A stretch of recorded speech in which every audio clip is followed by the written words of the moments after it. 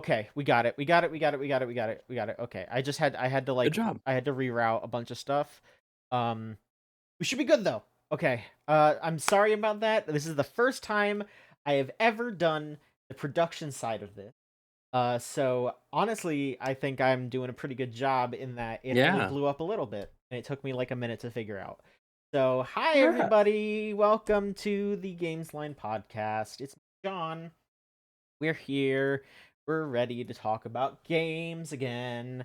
Uh, yeah, it's me, John. First, How's everybody doing? So first off, gonna start right at the top. This is kind of a birthday episode because Nicholas is here too. Nicholas, you are here, and it was your birthday. Is that correct? yeah, Happy it was the birthday! 16th.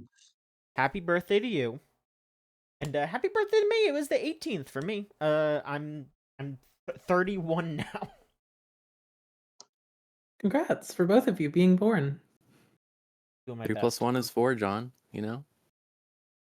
What does that mean? You're 4 years old. That's You're, funny. you're 4 years old, yeah. Oh, okay. Well, thank you.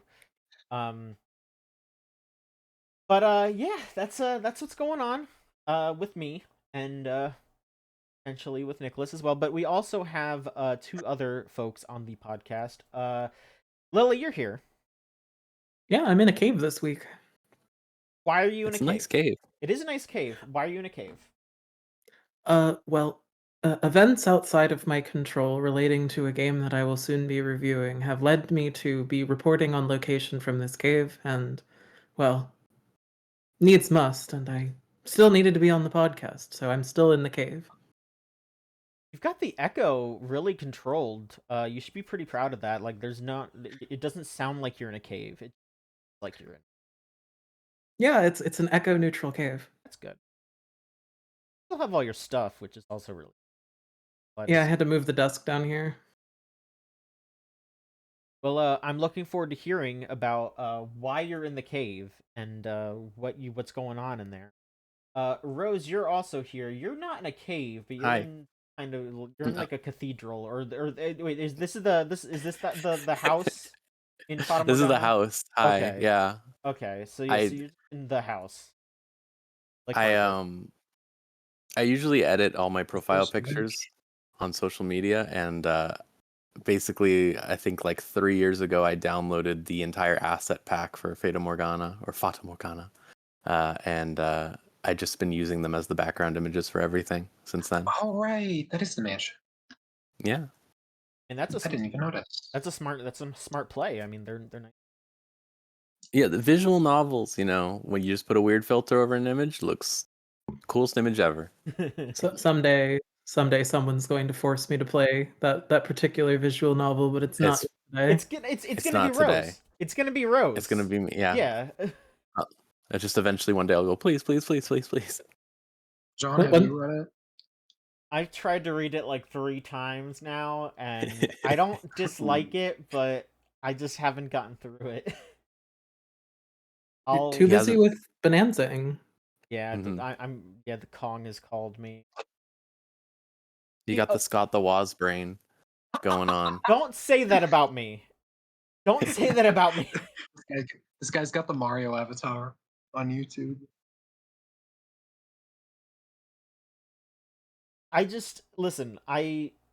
Honestly, the reason why is just because I want to focus fully on it, and Yeah. being like a lot of the gaming that I've been doing lately has been while I've been like on call at work. So it's one of those things where it's just like I don't have to pay as much attention to Donkey Kong as Fata Morgana, so that's why. No, definitely. But- and also, like, I know what the opening to that game is like for some. So it's like, I get it. You're going in the crystal until you can finish it. Or Oh. the crystal banana. Yep. It's too late for him. It's over. He's been infected by the bananas. John, I really think like you more than most people, there needs to be like, those pictures of like Jason Alexander looking really tired playing Metroid Prime at events. There needs to be like 70 photos of you doing that at random Nintendo events, like out there. I don't know. I think it's just like it should happen. Yeah, I'll go. I'm gonna have to go to more events. I guess. Yeah. There was a really good picture of me, like really scrunched up, playing some like Paw Patrol, like a little arcade game. He just like, yeah. I'll try to find that. Um, but no, very glad to be here. Glad to be talking about a bunch of. God, this is a packed week from what I'm looking at. Um, Yeah. I thought this was gonna be a little slow, but oh my god. Um, let's start talking about what we've been playing. Let's see here. Nicholas, since it was did you get any games for your birthday? No, No, me either. I didn't get anything. Oh no, someone drew me something nice of a character That's in the nice. game I'm working on, but that is it. I was thinking of buying Xenoblade X because again they've been selling it for real cheap where I live. I presume because like it is a Nintendo game going on sale, so I have to assume there are 0 people in this entire state that bought it, and it is bombing. Because like Yep. these guys got to be desperate to be lowering the price. This is Nintendo we're talking about. But even then, I was like, I don't know if I'm gonna play this because I loved 1 and 2, but then I really did not like 3, so I'm just kind of tapped out for now. I think. And it's also, it's like I'm not a side quest guy with these games. None of the other games have good side quests. Twos are okay, but like ones are abysmal, and I could not care less about threes. So hearing X is like, yo, this one's side quests are amazing. I don't know if I want to do that. I don't know. I don't know if that's the They're sauce I okay. want. Uh-oh, is audio recursion happening? No.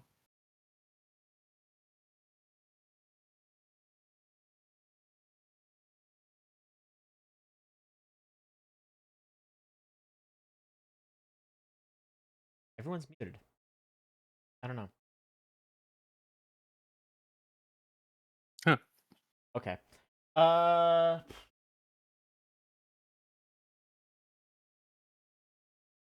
It- okay. Weird. All right, I'm sorry everybody. yeah, we don't know how this stuff works. It's fine. I got kind of like I got a document written up. I set it up how the document was told, but there's a lot of other bells and whistles and stuff going on that were not in the document that I just had to figure out. Yep. So, Scott, thank you for the document, but also thank you, John, for figuring it out. But yeah, Nicholas, what gaming have you gotten up? What's new on your end? On my end, there's this really stupid game I started playing at the suggestion of some of my friends called Nubby's Number Factory, which they described as Balatro but good, which was a very funny thing to hear describe a game described as. And Well, everything I've seen of that has been pretty wild. it is, how do I put this? It's like I've never seen a game so uninterested in the actual mechanics of being a game. It feels like when I was a kid, a thing I would do a lot whenever I got bored was like I would get pieces of paper out and I would just make stat lines for RPGs full of enemies. Like I would just write out names of enemies, how much health they had, how much attack they had, defense moves, that sort of thing. But are you playing Northernline? Okay, man. Okay, man. But it's like it doesn't feel like a game where someone wanted like to create something super mechanically interesting. It feels like I wrote down a bunch of ideas for how a game like this would go, and then I just put them in the game. It Yeah, doesn't feel like there's anything here, and I don't want to be mean because there's effort in like the it's an weird extremely bulkiness basic basic game. visuals. It's like it's so basic that it doesn't really even feel like a full game at points. It feels like this is a work in progress of a game that has this as a mini game. Like it's so simple that it kind of bothers me. Whenever I play it, I'm like win or lose, I'm like, what did I do for 20 minutes? That wasn't real. I could have gone to bed for 20 minutes and gotten the same thing out of this. And it's weird to like see this trend like caused by this game and Balatro where like the on paper ideas of how the different pieces and items and ideas work together is more important to the game than the game itself that it's supposed to be. And I, it is an interesting trend to say the least. Sure. I wonder how it will continue in the future, but I am not particularly in on either Nubbies or Balatro. But Nubbies, I wanted to point out more because it is a lot more extreme in that regard.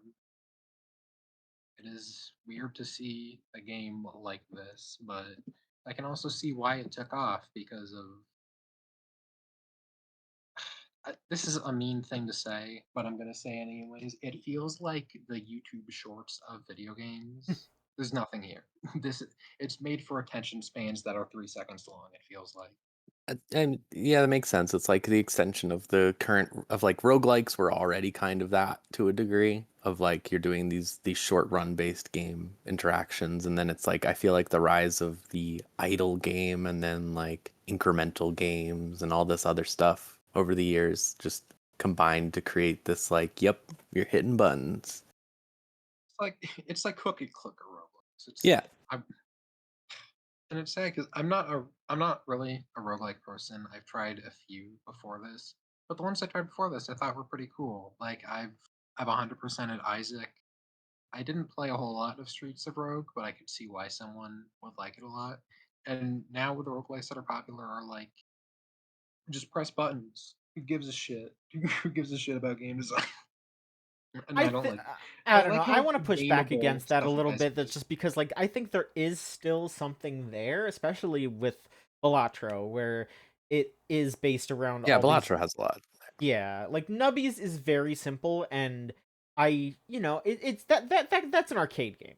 That is an arcade game. But the thing is I am someone who does not want to denigrate something because it is simple. Like simple stuff can be fun. Fucking Flappy Bird was fun, you know? Like it's Yeah. fucking Flappy Bird. Like like not everything has to be the deepest game in the world, but there's also layers to it that is what makes it fun. Um and yeah, like all the different events that can happen in Nubbies and all the ways that you can build a build and just see things go off and go crazy. There's something to that. I definitely are able to, build on that, and it's not just flop. There is something. Yeah, I think that this is a new genre of game, though. I wouldn't say I would say Balatro is more of a traditional roguelike, but in terms of Nubby, like I would say that I have watched my girlfriend play a lot of games like that in recent times, like the clicker based. Like some of them are clickers, but honestly, they're more like these weird incremental type games where you just sort of like set up almost like patterns and then watch them play out, kind of. I don't even know how to put it. There's a lot of games out there that are like that, but there's a lot more recently, and I think like it is this whole new field of game. Like there was this game called what the heck was it called? I'll look it up, but she played this one that was basically like a WarioWare of those. Like it was like you play a bunch of different mini games, and it's like all the mini games are very low stakes, very low effort, but then it's like they accumulate into that like numbers going up type mindset, and I Is it, totally get why that's appealing to people. you talking about Mindwave? It's not Mindwave, though I have seen Mindwave. Mindwave rules. No, it was a newer game. I'll figure out what it is. I just have to get to her Steam profile and look at it. Deltarune. Yeah, it was Deltarune. Deltarune 2. uh It's someone in the chat is asking about Satisfactory. I mean, I feel like that is, there's that's even more complex, yeah, right? that's Like, very complex. these yeah. are very basic games, all things considered. Like, and like you said, John, I agree with you that it's like basic isn't necessarily bad, but it's like there is that level of like you're not sitting down to fully immerse yourself in this thing. It's kind of like a second screen experience almost. I mean, there is all of that, but I mean, if you even go back even further into gaming's history, like look at something like, say, a Pac-Man, right? Yeah. Its strengths aren't derived from its mechanical intricacies. It is kind of game design based on the moment-to-moment satisfaction that is resultant from, well, your actions having an immediate tangible effect in an appealing audio-visual way. Like, not everyone's gonna vibe with like the kid picks aesthetic of Nubby's Number Factory, but I think that like it's viscerally satisfying in the same way that like a person can derive pleasure from playing, pachinko. Yeah, that a pachinko is a good way to put it. Because that's what most of these games end up looking like in a lot of ways, but just like, changed across various genres. The game I was thinking of was Cauldron, by the way. Oh, But it's yeah, okay. yeah, and it's like these games have a lot of depth to them, even if the cores are simple. And I think that is a new type of game that has become really popular recently. Sure. I mean, we And it's also have interesting. to we also have to talk kind of about, the sociological effects of why these games become popular. Like, it can get kind of hard to commit to like a House of Fata Morgana length gameplay session Yeah, or an Elden Ring play session, but if you can play like 2 to 3 sittings of nubbies, at least, I mean, you can at least say that something occurred. And as much as I get disconcerted by like what it says, like sociologically, that suddenly idle games are as popular as they are, I think you just have to point it for what it is. A lot of these people are just kind of working bullshit jobs where they can just have something like that open on another monitor. And as sad as it is to say, that might be all they have time for. yeah, definitely. And even if you divorce it from that, like there is, I think, with the rise of using computers to communicate with each other more, there's a lot of times where people might be on a call watching something with people, but they also want to play a game. And I think these really fit the bill. Like that's definitely why my girlfriend's doing it, watching the way she engages with it. I mean, that's why Uh, we demand to be primary monitor content at all times. Right. Yes, that's right. You can play nubbies, but it's got to be second monitor. Okay, you're watching us right now. But all right. Lily, what have you been playing? Have you been playing anything on your first monitor? So I have been playing. So I got really into Gravity Circuit Hell this past yes. week, and that is one of those games where I beat it in like 3 settings. But the funny thing is, this might be sacrilege. I've never actually played like Mega Man X in like its completeness. Like that's the funny thing. I've never played original Mega Man X. I've played like the weird offshoot You ones. played ZX and stuff, Yeah, or and I've so? played those. Mhm. Let me tell you, I was in the same park as you. I literally played every Mega Man X game after Gravity Circuit because I was like, I never played any of these. I only Yeah, played Z and ZX and shit. yeah, and the thing is, like, given like what kind of game this is, because you could be reductive and be like, okay, this is just Mega Man X with a grappling hook. It's kind of interesting because they kind of have you managing like a super gauge instead of Yeah, doing like outfit changes. And I know some people might be disappointed by that, but it kind of eliminates the metal blade problem where there is a prescribed perfect route to take through every time. And you really can just kind of decide how you want to engage with this. And that was really exciting to play over a couple days. It's I would say if you are starving for like an action platformer, that's a pretty good one. Uh, I also played the demo for Crown's Gambit. Okay, so I gotta switch over to this this. Crown's Gambit is weird because it, on paper, absolutely does not sound like the kind of game that I would like. Because it is like, it's kind of like visual novelty with a tactics card battler tied to it.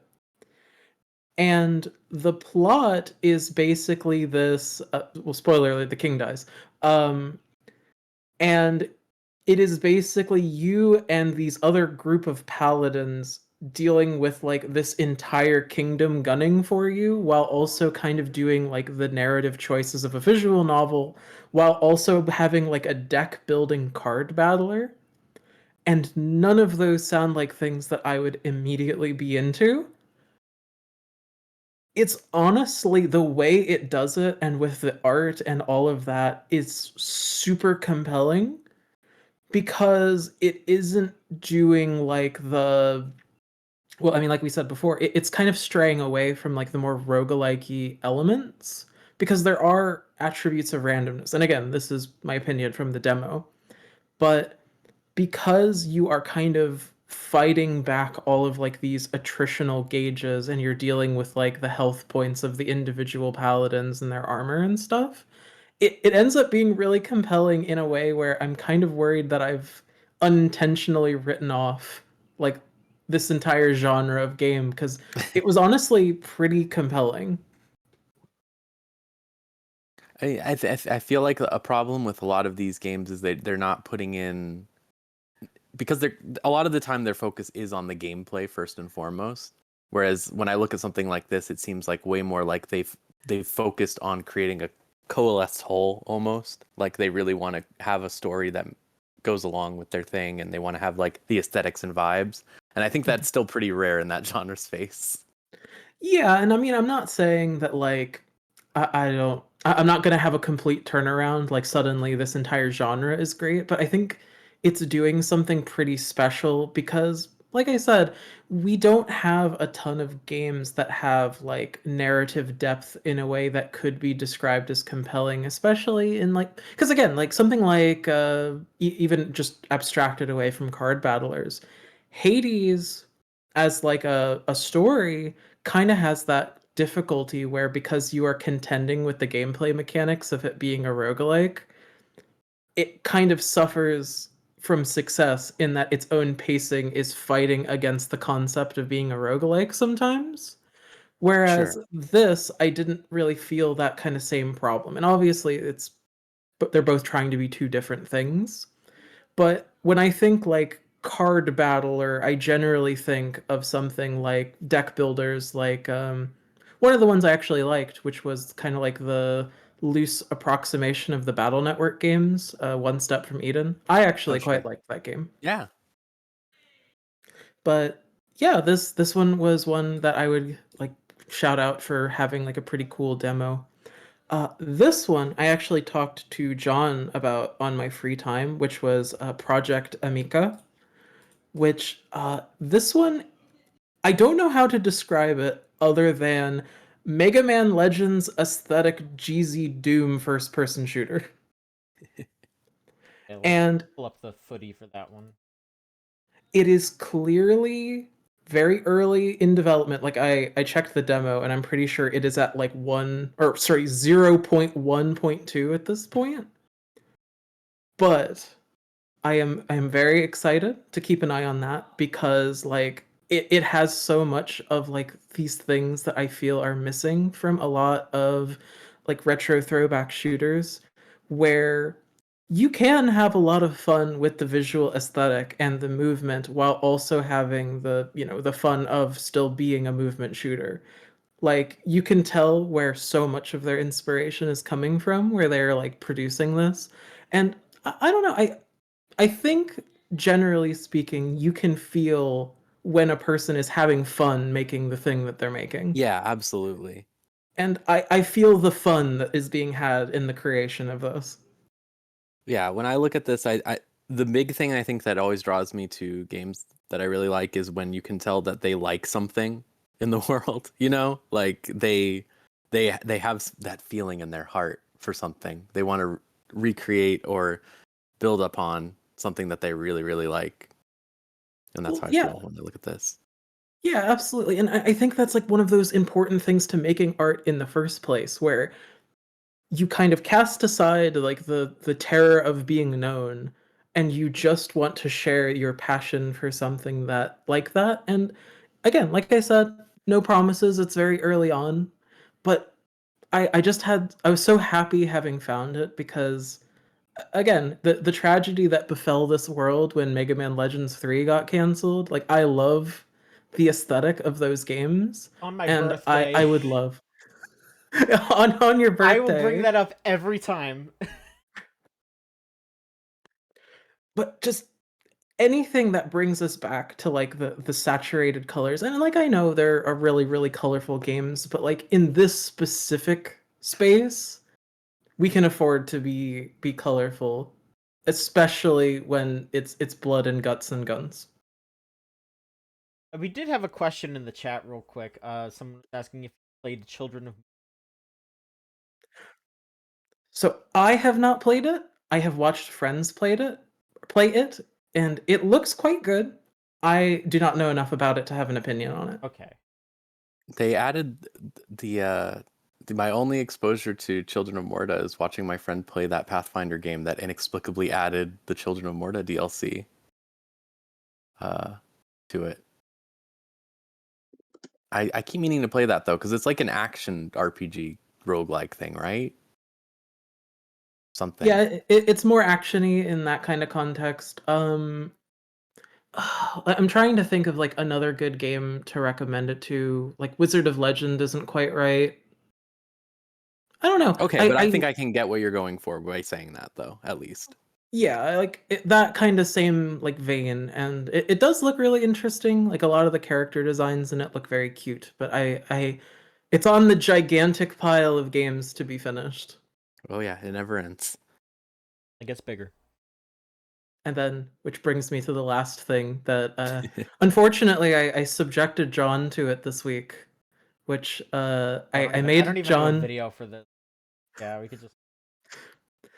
So there is a free-to-play arena shooter on Steam that you can play right now. It came out in 2024, and apropos of nothing, it wasn't your birthday. I didn't do this to you on your birthday, but I was like, "Hey John, do you want to play Struff Dot with me?" I said yes, because it's free, and why not? And And then I proceeded to bully you for an hour. just beat my ass like crazy. It's a cool little game though. Like, yeah, I mean, go ahead. It's neat, but I mean, I had a good time even though I was just getting washed the entire time. So, if you have had in you for a long time that burning craving to play old school, like Perfect Dark, GoldenEye style first person shooter, It's but extremely online, Perfect Dark. Like the level design especially. Very Perfect Dark. so it's basically Perfect Dark multiplayer combined with like Eastern European like brutalism with like the most bonkers weapon selection. Where like on one map you don't have any guns and it's just lay down landmines with like Super Smash Brothers bumper guns. And then on another map it could be just the rustiest, nastiest sniper rifle that you've ever seen, and that's the only weapon on the entire map, and everyone's fighting over one, and that's it. There was one map that we did where it was there were no guns and there weren't even the bumper guns. It was just there were barrels around the stage and you just pick them up and basically just toss them at your opponent or just slam it on their heads to actually harm them. That's beautiful. It's really good. It's really goofy. There was one where you start off on one side of the map and you have to like run to the other side and then like you actually get to the arena and you get to grab guns and stuff. Like there's this, like initial like panic of having to run across to grab stuff. It's really neat. It's these like quick bite-sized things because it switches maps after one person gets, however many kills you set it to. Like we set it at two. But it's just it's a neat little thing and it's it's free. I mean, there's like a DLC thing you can buy for $10 that lets you have more outfits, I think, and all the outfit like your little character is like the ugliest little bastard in the world and you always have a cigarette in your mouth and it's just bizarre. It's a weird ass game, but It's fun. It's really fun. I absolutely hop on Draft Hat. Hey, if you like Rat's Instagib is a Gamesline classic, and Straftat is definitely in that vein. Yeah, it's completely free, and it's if you pay $10, it is 100 maps and more guns and outfits. That's a Gamesline value. That it is. I mean, I would just say the game is worth $10. So Mhm. that Make makes your friends really mad at you. uh, I mean, again, I wasn't mad. I just didn't. So you're down to do it again tonight, right? I mean, sure. I mean, I might have to go to board, but I have He's trying to escape. Get his ass. I have to wake up early. No sleep, only gaming. Only gaming. I wish. Rose, how about you? What kind of Hi. gaming have you been getting? I think it's great that I don't go on this podcast every week, or it would reveal that I'm just playing like a million gotcha games all the time. Because that's pretty dire. So if little we have dire. like It's at least dire. a 2 week buffer, it it makes me seem like I'm professional here. um, so I've been playing a little bit of Ninja Gaiden 1. I don't have much to say on it yet. My exposure to Ninja Gaiden is I've played all of the 2D ones years and years ago. I really like those. And then I have played Ninja Gaiden 2 when I was a child, and I think I beat it. Not sure about that one, but I have looked up the final boss and I recognized it, so I'm pretty sure I did. But as I like those character action games. I like the Devil May Cries, etc. And with Ninja Gaiden 4 coming out, I was like, I should try to get through these and at least form a basis, if not play them all before that one comes out. So I've been playing Ninja Gaiden 1. Sigma, the re-release on Steam, which I know has some contentious changes, but I don't really care that much. That game's really fucking funny. I don't know if you've ever played it or if anyone here has ever played it, but it's like, I would not say it's on the level of something like I Want to Be the Guy, but it has a lot of that spirit to it. Yeah. Where it's Yeah. like, yeah. It has like a lot of the the fucking level designer is absolutely laughing at you kind of Yeah. game design in it. Ooh. Like the ninjas that throw bomb kunai from off camera over and over again.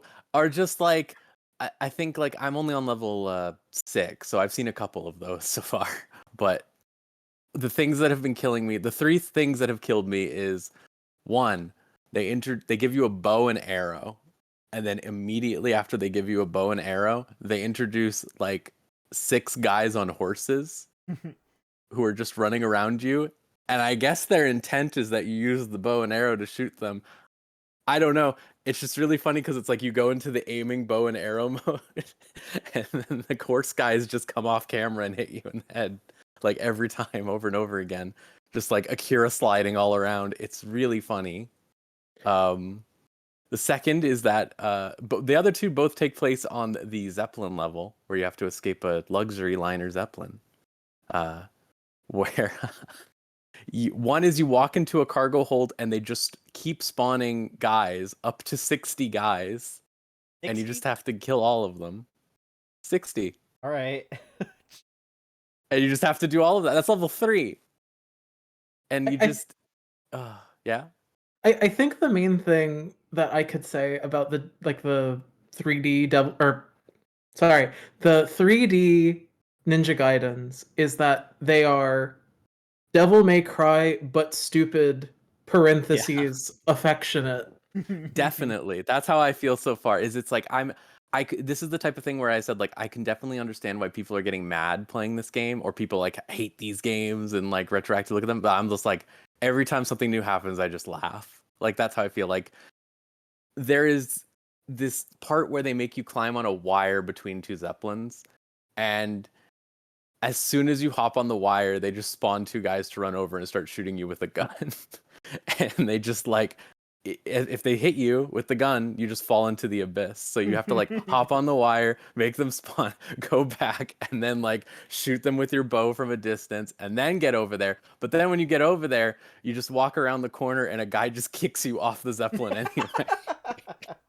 It's just like stuff like that all the time. There's like none of the sort of I wouldn't say quality of life, but like guardrails. There's no guardrails is a good way to describe that game. Okay. Of like you'll use there's a leaping swallow, I think is the move. It's like you jump and then hit the attack button at the exact time, and you do like a dash through the enemies.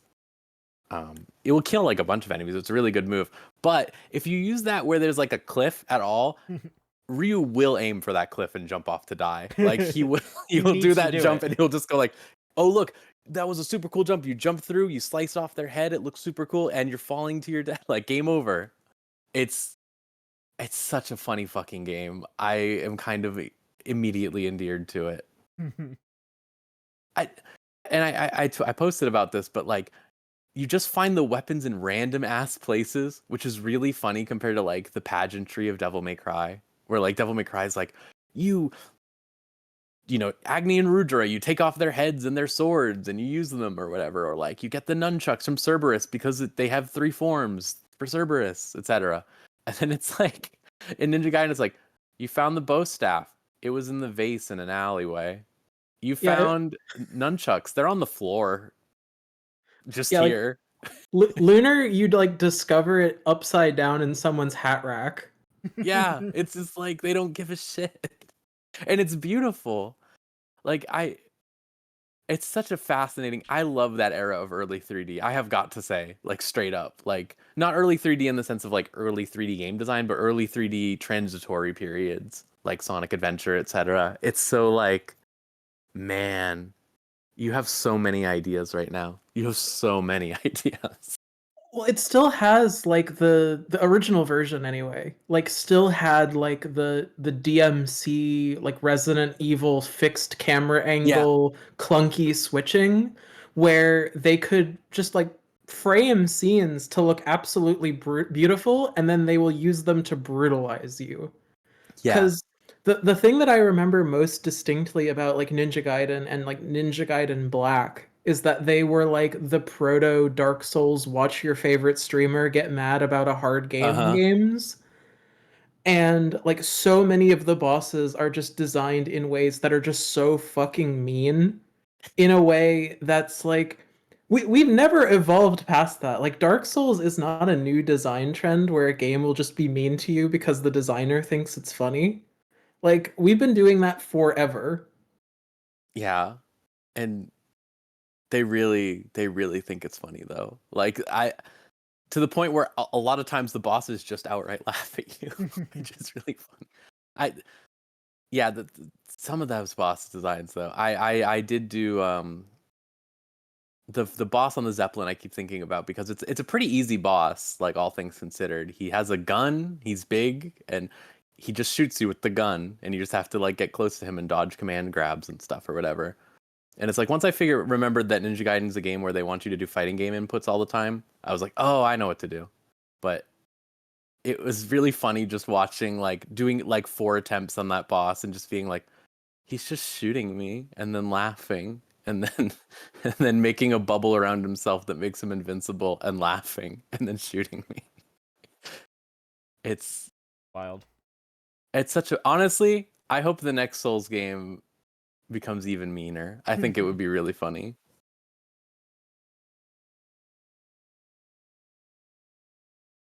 Let's see here for John. I know y'all are thinking that John, you playing the Donkey Kong. Talk about Donkey Kong.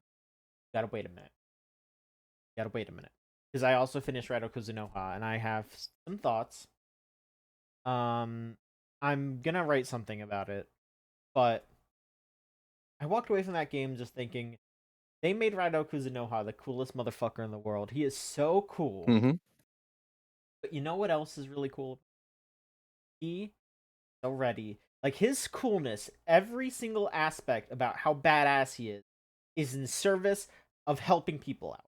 And I respect that a lot. I love that he is just like, I'm gonna trap a bunch of demons with my tubes.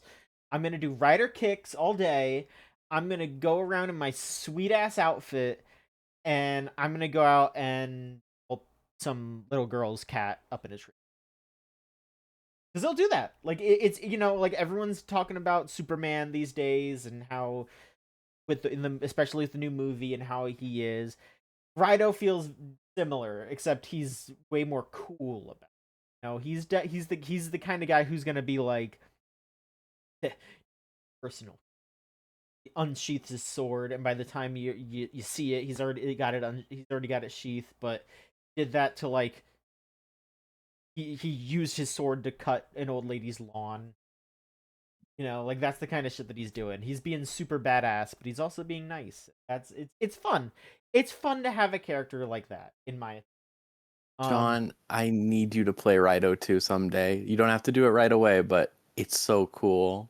It's so fucking cool, John. I will. Especially if they remaster it. If they don't announce a remaster in the next like year or two, I'll just get on it. But yeah, because I do want to play. I wish it wasn't one of those games that sold for $200, or I would have given it to you. Figure something out. No, I've already done it. Oh, I've okay. already done it. That's why I'm like, I wish it didn't happen.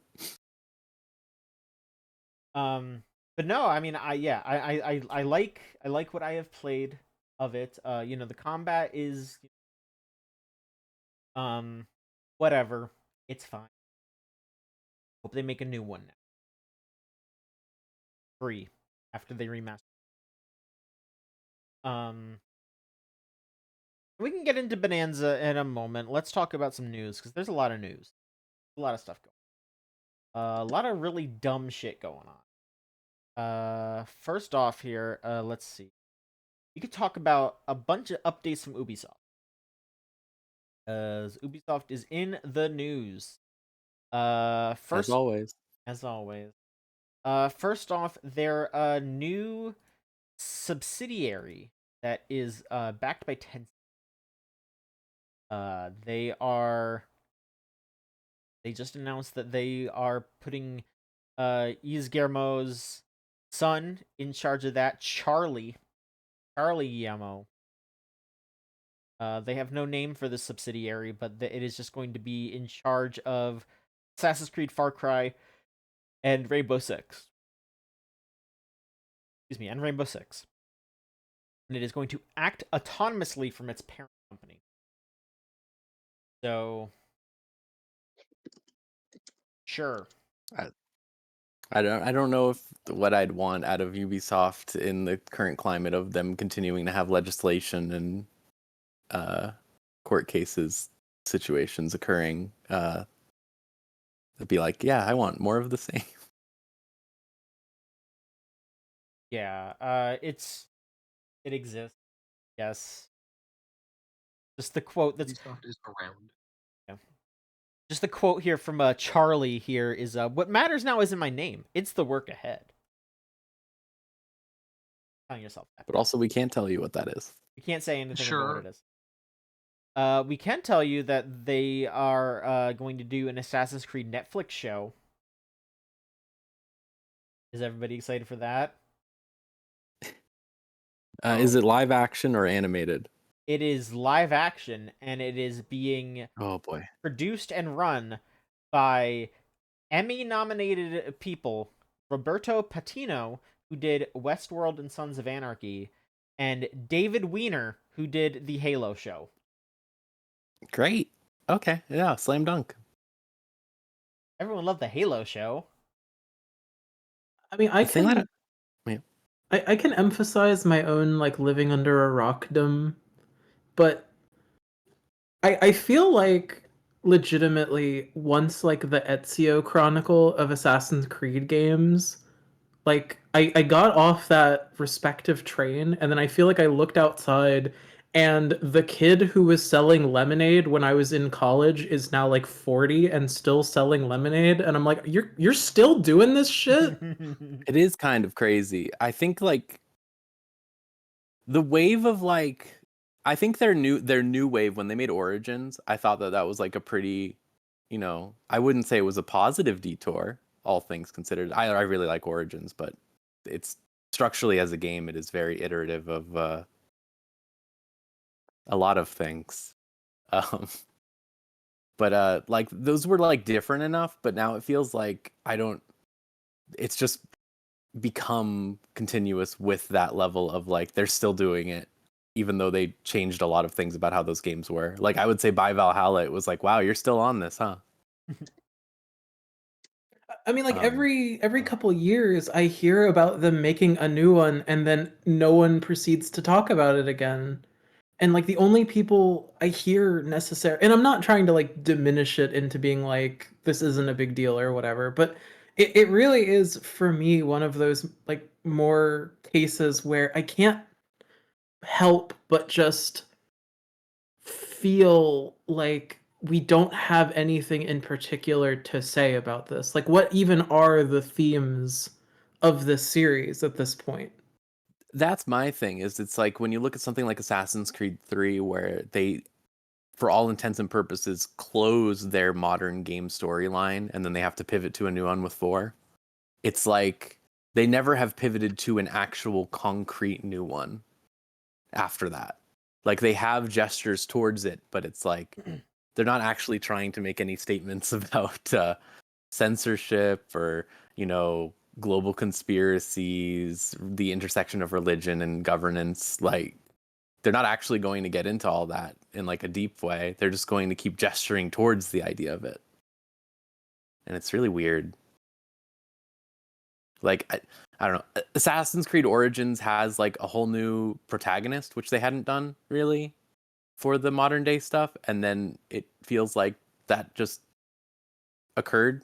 I don't like I've only played a little bit of Odyssey and stuff after that, but it's just like it seems like it didn't really matter that much. And it's just like I don't understand what the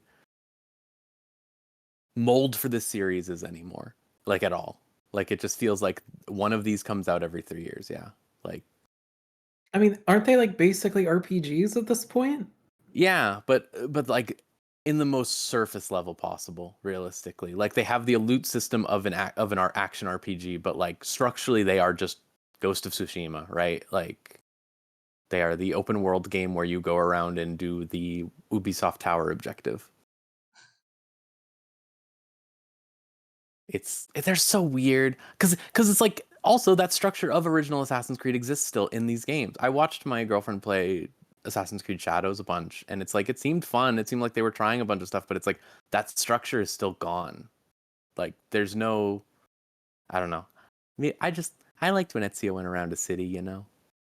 I just liked that.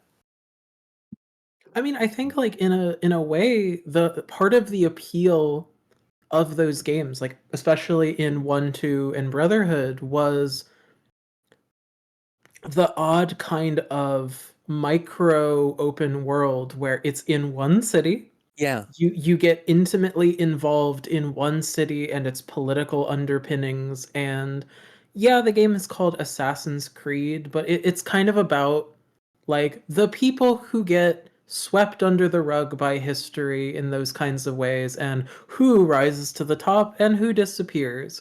And you could say there's a lot of super interesting stories to tell in that framework.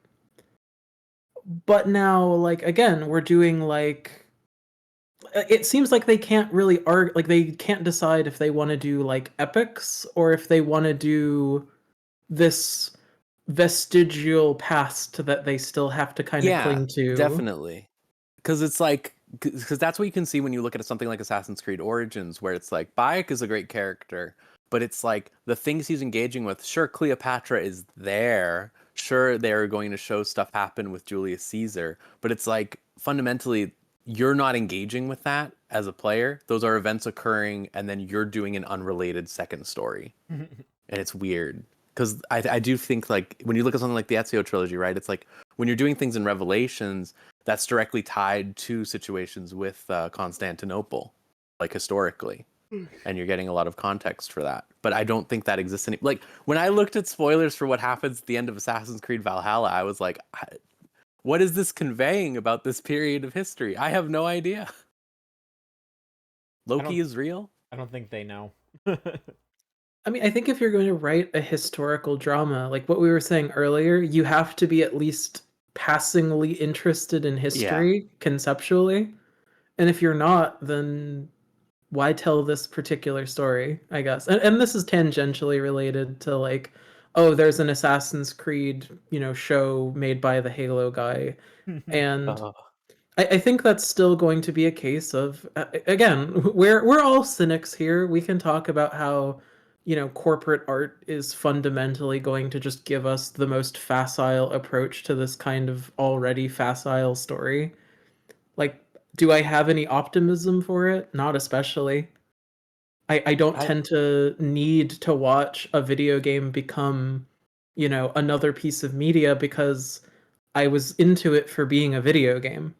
Yeah, it's like if you want something like that, the best you can hope for is something like the Animatrix, right? Like this disembodied second thing that exists as a supplementary material almost. Or the Matrix Online, where they killed Morpheus. That's true. Well, that requires so much work. You have to hire all the mods and they have to have soul. But no, hearing it's the Halo show guy makes it so much more dire. I have to tell you, because the Halo show is a perfect example of like what makes these adaptations really bad, where it's just like that should have been an easy slam dunk with the direction they went, where they went for the full like anti-government, anti-army structures of that show. Like that was their intent for sure. But it's like that guy, whoever, I wouldn't say that guy, just everyone who worked on that show, no soul, no soul. It's just like working through a writer's handbook 101, like of how to write a story. There's this scene that I always think of where Master Chief goes to like a 1990s TV show / movie insane asylum where everyone is crazy and talking about the Halo rings and they're all just acting like in the most offensive way possible. Great. Good Fantastic. Lord. And it's just like, why is this in Halo? Why is this in Halo? Yeah. And the last little bit of Ubisoft stuff here is they have been made aware of that stop killing games, which we haven't really talked about on here, but the big like movement that has been going on this past few months. The European petition and stuff going on. I think they're specifically actually helping to push through it because of like one of the things that they're specifically bringing up is The Crew, which was an Ubisoft game, in which they they shut down the servers for that game, and because that was an only online game, you just can't play that game anymore. And you can play the new one now, but that new one will probably get shut down, and it doesn't seem like they're working on making a new one anyway. So just I don't know. I have a bit of a there's nuanced takes to this. I feel where it's like if you're playing an always online game, you kind of have to understand that at some point it's gonna get shut down because can't have servers on forever, but they should release some way to host your own servers and all that. So those Yeah, this, that's what should really happen, right? Like that's yeah, what, just create some sort of like codified law about how you have to provide open source material or something. yeah, I don't pretty much. And there's just all these. It's the fact that games are treated as a service. Games as a service exist. Those are the games that are gonna shut down, and you can't really like. Just the way that those games are structured. If you release that into the do an open source version of that, it's gonna become very apparent very quickly. It's like, oh, this isn't worth interacting with, because the reason why it was interesting was because they were constantly patching it and they were keeping the flow in my brain. So it's like, yeah, they're saying Yves Guillermo even talked about this and was just like, try to nothing's written in stone, and the service will be discontinued. And so then the argument with that is just like stop making games as so So I have thoughts on this. sure. And the main thing is that, like, yes, we can all agree that games as a service, it functionally plays into the commercialism of viewing games as toys to be played with and discarded, and not as the art we want them to be. Yeah. And the thing is it nice when like take for example that Mega Man mobile game that they basically took all of like the mobile parts out and they just made it a game? Is it cool that that is a commercially available product that people can purchase with money and still interact with? Absolutely. But here's the thing. At the end of the day, I feel like you don't even need to do that. Like, to give a strange, like, anecdotal example, we talk a lot about like how like take online games, and like eventually because the online aspect of them is fundamental to their existence, like this entropy of knowing like, oh yeah, Final Fantasy 14 is just not going to exist someday, it will go down and that story will be lost to time forever.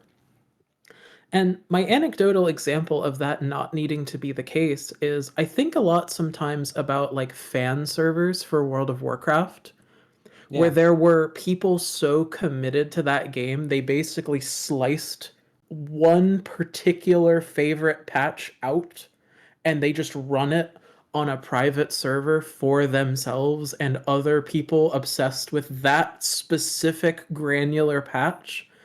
And I played on one of those servers at one point, and it was like the strangest like yeah, there's a dozen YouTuber videos for like I played an MMO that's dead with nobody online kind of content. This was like the weird experience of playing like something that should be dead but was still alive. And my point in bringing all of this up is you don't even have to release a commercially finished product. I don't need Final Fantasy 14 offline edition for, $160 for all of the expansions and anything. As long as you make that information available, as long as you give someone permission to care, the people who exist who want to do the work will do the work. And the problem isn't like that they don't want to do the work. It is like this They can't. They're just not idea. able. It's this idea that because this game represents value Yeah. and it exists, we have to destroy that value because we can't have anyone else deriving value from our product. It It's is the video game equivalent of making new line factory cars that are brand new and functional, but instead of letting them depreciate value, they send them to the desert to die to create the illusion that there needs to be more cars.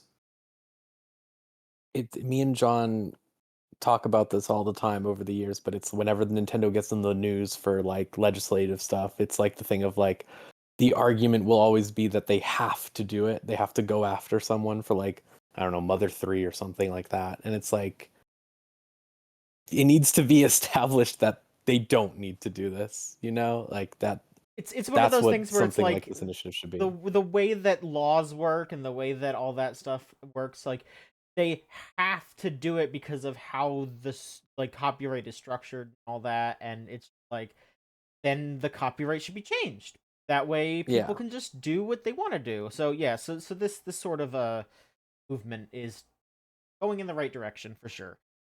And so Ubisoft has been made aware of it, and it's I'm not sure Yeah. what they're gonna do with it. The, They're Ubisoft, but I mean, we'll I see. think their response has been they've been getting in with the European equivalent of the ESA, whose name I forget.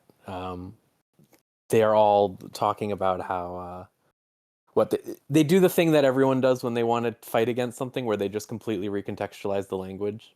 So they're saying like, no, what they're asking for is they want us to maintain support for these games forever. They want us to keep releasing content forever or whatever. And it's like, okay.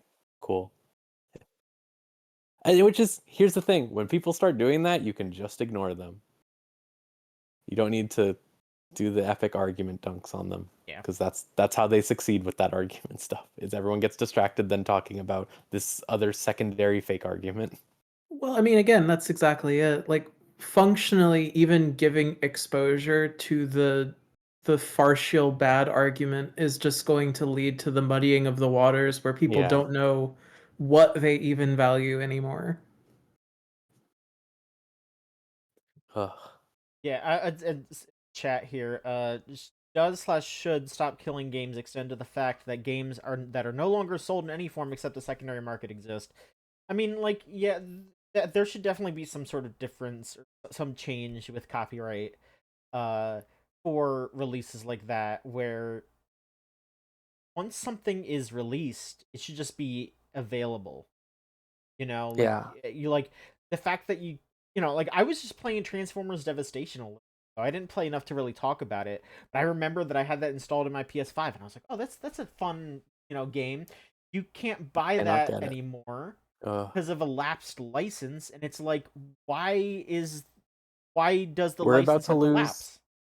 John Wick Hex. We already lost it. It's off. We Like, already yeah. lost it? Okay, I thought it was like next week or something. No, yeah, it's but- already off the market, and it's No. like, why did they? Why does that happen? Yeah. Like, why can't we just download it and buy it? Like, yeah, that's just, it doesn't make any sense. Obviously, what I want is socialism. So I just Yes. want there to be socialism-backed games, and then there's just a responsibility that these works have been created and then they're maintained. But I don't want to say realistically, because I believe my dream is realistic. In a more like practical, immediate solutions, I just think like allowing people like with Frank Cifaldi's whole group over there and stuff like that. If there are more groups like that, and you could just maintain some sort of library of games, basically, like a library that exists. Because you can already go to your library and get games, right? So it's just like, if we can extend that logically to the next level of like, hey, and here's the emulator, It's just a lot of these I- companies are either scared of having those things out there because they're worried that that someone can, that their data or whatever for get into their to obsolete their new game, that kind of stuff. Like, like, if people are still playing this, they're not going to play the sequel if the sequel's. as long as Nintendo is doing shit like Super Mario All-Stars 3D and fucking Fire Emblem Shadow Dragon whatever on the Switch, someone needs to step in. But yeah, no, in the chat here too, just private service for stuff like City of Heroes or Toontown are active enough to get updates made by fans. City of Heroes got the approval of the publisher. Yeah, I remember that happening. That was great. That's what should be happening. Absolutely. It should just happen. There's no reason. People are gonna wanna There's play literally it. no reason. There's always going to be somebody who wants to play that stuff. So yeah, it should absolutely stay in. And I mean, that exact kind of thing is what, like here is my separate but tangentially related soapbox here. When you have games that have like the algorithmically based matchmaking type stuff, that kind of thing is also like a contributing factor to like what makes these games so hard to preserve. Like, when you have games like that have in-game server browsers, as an example, you can still to this day play Battlefield Bad Company 2 if you feel like. You might have to dig down deep for a server, but it can't be killed in a meaningful way, in the same way when the dev has proprietary access to all of the servers and they get to decide whether the game is alive or not. Because it may not be great, but it's not like Valve can just kill Half-Life 2 Deathmatch just because they're like, well, we don't want to have servers for this anymore. Or TF2, there are people who, like, again, it is public knowledge that like TF2 Chocolate and all of these variants of TF2 exist entirely because people love those games the way they do. Or Titanfall 2 as another example. This is just making me think of how they really deleted Concord within like 2 weeks. It sure did. The most anger I saw about that was that people were upset that they couldn't get the platinum trophy, and that just made me depressed. God. Trophy people are crazy. Oh, do you know the way they got the platinum trophy also? Because it was really perverse. It really, really sealed the deal for me. I mean, Oh god. they're I mean, I remember seeing that, like, weren't they just basically making like rooms where it was just, hey, we're gonna help you get platinum trophies by just like It was that game is similar to Counter-Strike in a lot of ways in terms of like structure and like how it works. So it really was just like people joining in lobbies and everyone jumping off of a cliff to die so that they just get the 100 games achievement. really good. I mean, I respect it honestly. Like that's funny as fuck. That's It's good. so That's really dark-sided to me. It's so dark-sided. dark-sided. It's dark-sided, but it's also really good. Like it's like TF2 achievement servers and shit. You know, like I mean, I gotta respect it in a way. TF2 has some evil achievements. Like there are some of those where it was Ugh. like get a video with like 500,000 views or something. Oh Like yeah. I mean, I don't even think you can get that anymore because I think you had to like specifically upload it through their like YouTube Yeah, that one uploader, and I doesn't don't work think it works anymore. anymore. Yeah, Demons. yeah, This AUG. Online achievements are the devil to me. yeah. Don't do them. Don't do online based. I mean, hey, they made those in like probably what, over a decade ago? Longer. Like they That probably was like didn't the know pioneer online. era of Yeah. achievements. Yeah, it's fine. Yeah.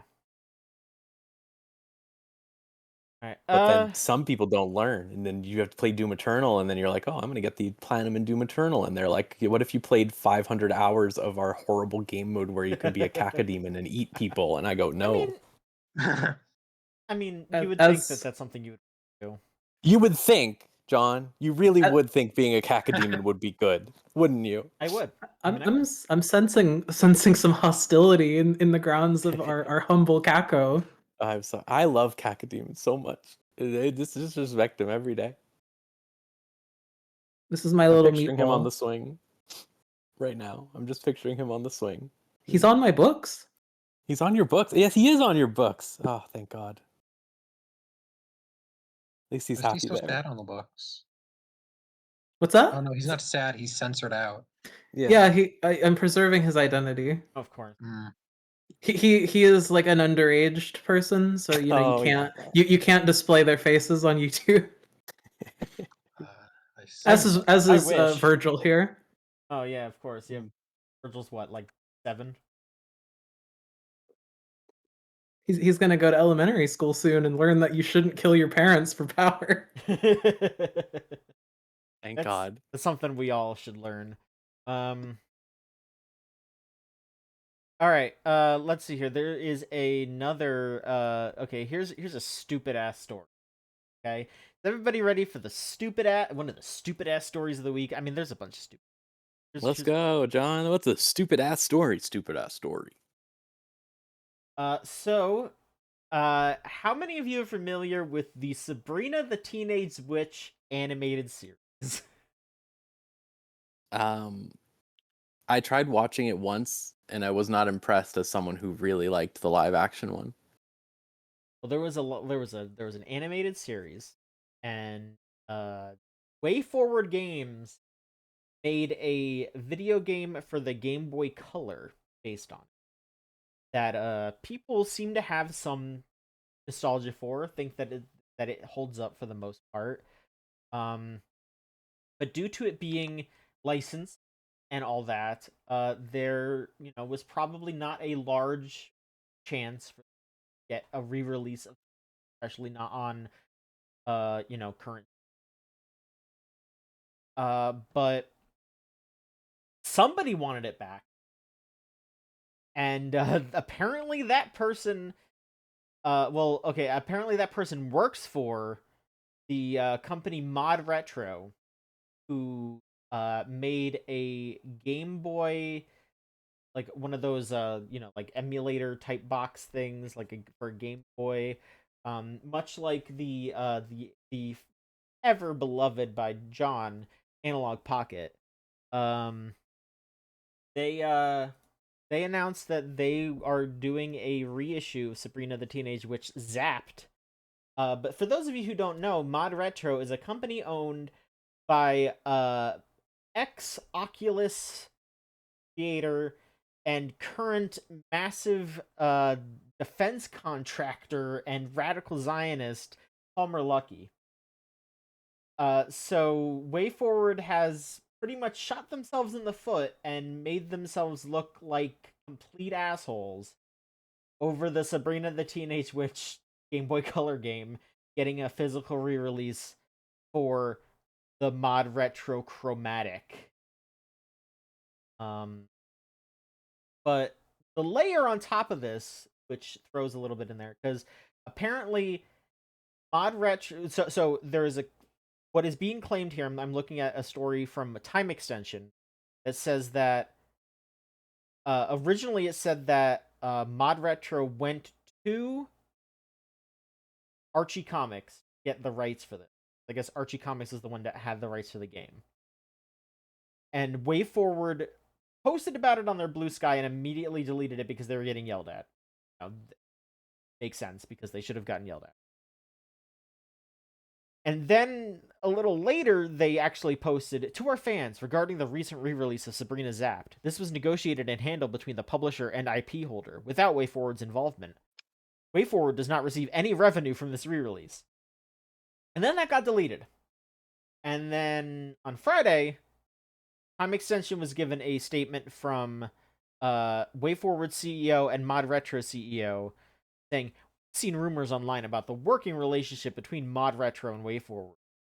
Mod Retro acquired the rights to Sabrina the Teenage Witch animated Zapped from Archie Comics. Since then, WayForward and Mod Retro coordinated on the game's promotion together." So, just very weird. It's like I said, like that game seems like it's one of those like hidden gem color game, better than you expect, but also, I mean, the bar for Game Boy Color games is pretty low. it's a little low. It's a little low. Like WayForward was doing some pretty cool stuff back then on that. Like, don't get it twisted, but also, yeah, like it's the competition is I don't know, the Sweet Life of Zack and Cody Game Boy Color game or something. I don't know. they had a Game Boy Advance game. A little later. Yeah, that's true. That is true. That is later, isn't it? But man, yeah, just completely shooting yourself in the foot, looking like total scuzzbags for this. Doesn't really look very good, I would say. When there was this, and then there was that insane Humble Bundle thing this week, right?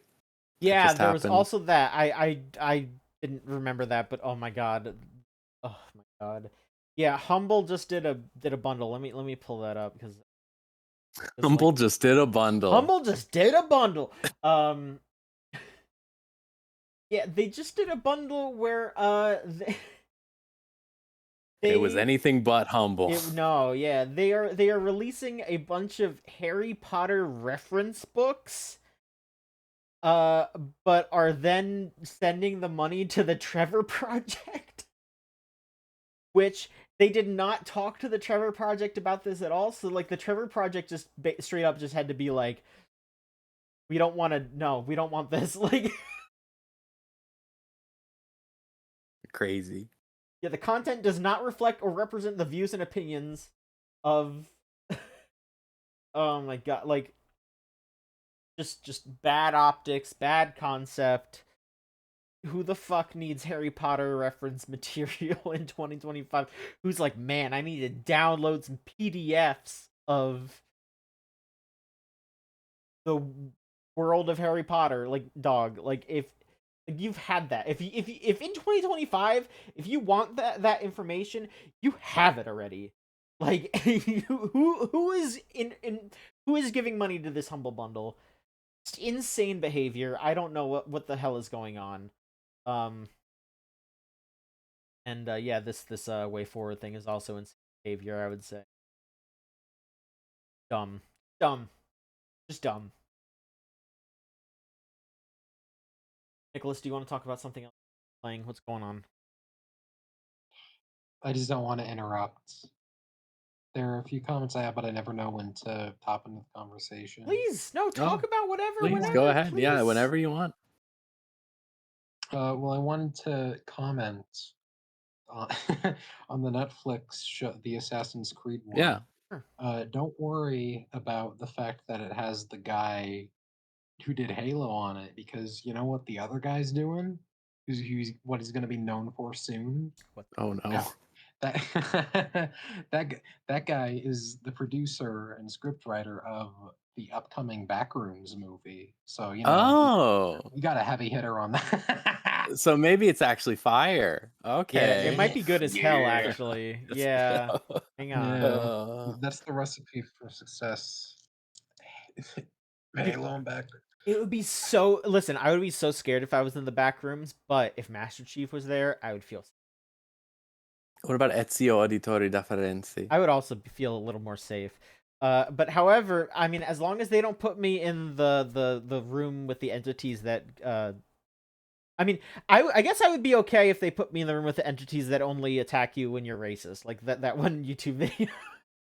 What if you Oh, end up God. in Aqualand and you have to find the only fish that doesn't have a smiling face? No! Oh, that's so difficult. Master Chief, I hope he can help me. Maybe Cortana could like scan the water and be like, there it is. And That fish is not happy. that's a fish with an attitude. Sorry for Built by Gamers. They're my fucking favorite. They're so good. I just keep thinking of the Labubu dust, the demon dust. I keep thinking about it. They had to cut corners by buying a bunch of cotton stuffing put in a burlap sack from Iraq. That has Pazuzu dust in it. It's so good. It's so good. Oh no. Okay, Maverick just brought up another thing that came up in the news. Oh my god. It's Oh, so no. fucking funny. Oh no, that one.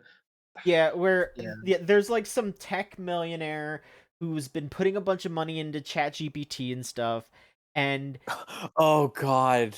I don't know how it came up, but ChatGPT just started like scraping SCP articles to him, and he immediately started believing them. And he was just like, "Oh, there must be like the way like he hasn't said anything like exactly specific, I don't think, but like I think there's been like some screenshots that he shared or whatever, but the things that he is saying in his YouTube videos, it is really apparent that he just believes the SCP Foundation exists and that he is trying to figure out how to like combat them. Like that is what it sounds like when he is talking on YouTube videos. He's like, there's an extra, like a non-governmental group that is controlling a lot of things in the background, and we need to stand up to them. And it's like, dog, like just you think SCPs are real. You think all the SCPs are gonna get out, and you're gonna have to deal with that one day. Like, you Wait think? till he finds out about the Slender Mansion. Oh my god! Like, yeah, he's fucked. This guy is just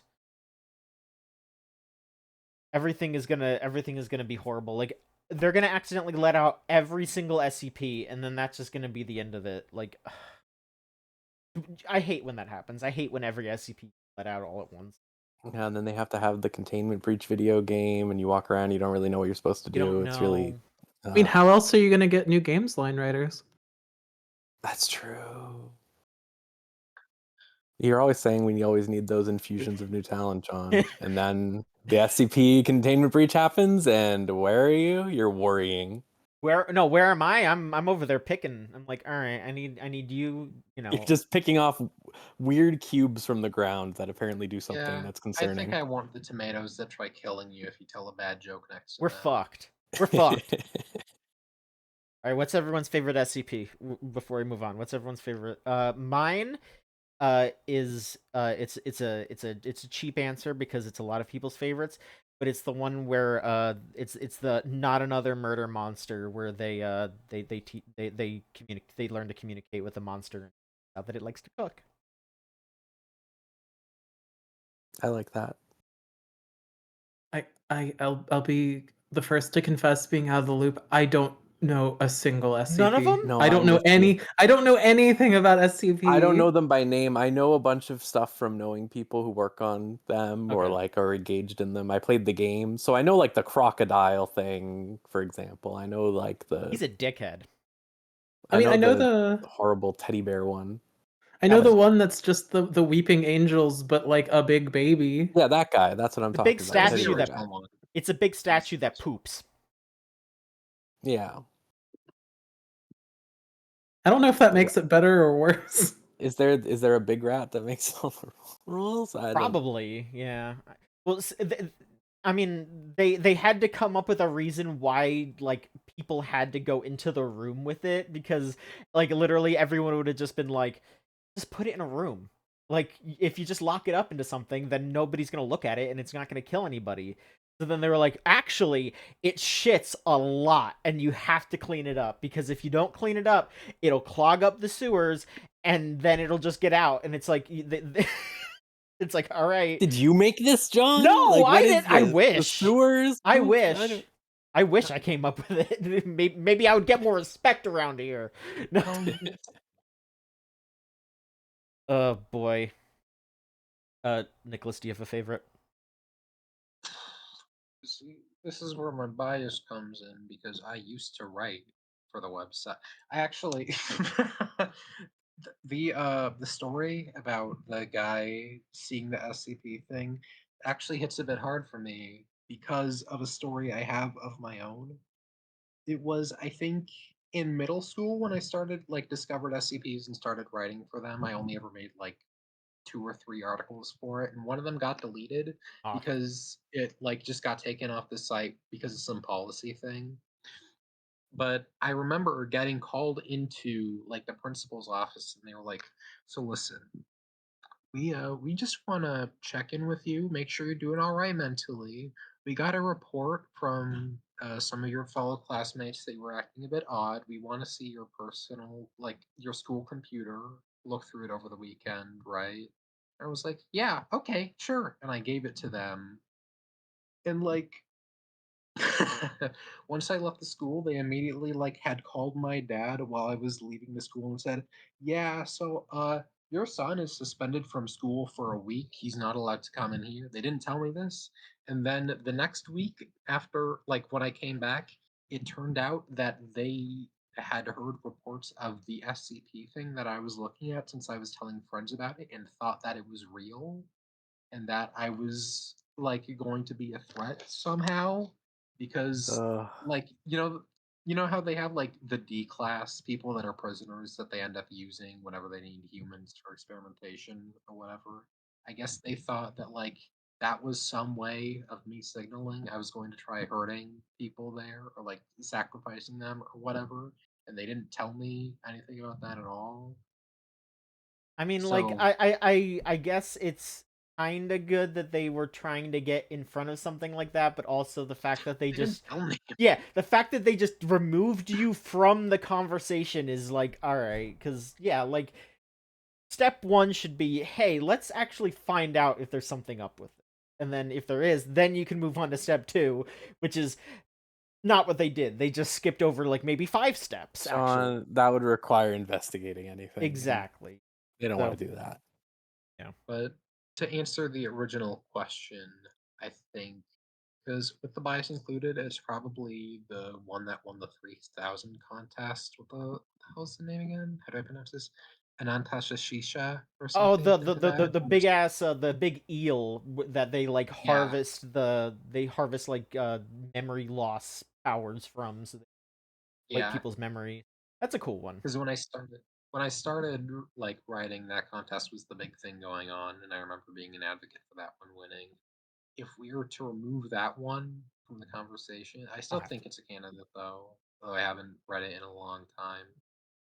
I think hmm, it probably would be the tomatoes that try to kill you if you tell a bad joke. If I want a funny one, if I want a serious one, I Sure. like the one that's a girl in a piece of paper. I think that one's really like sad and kind of cute.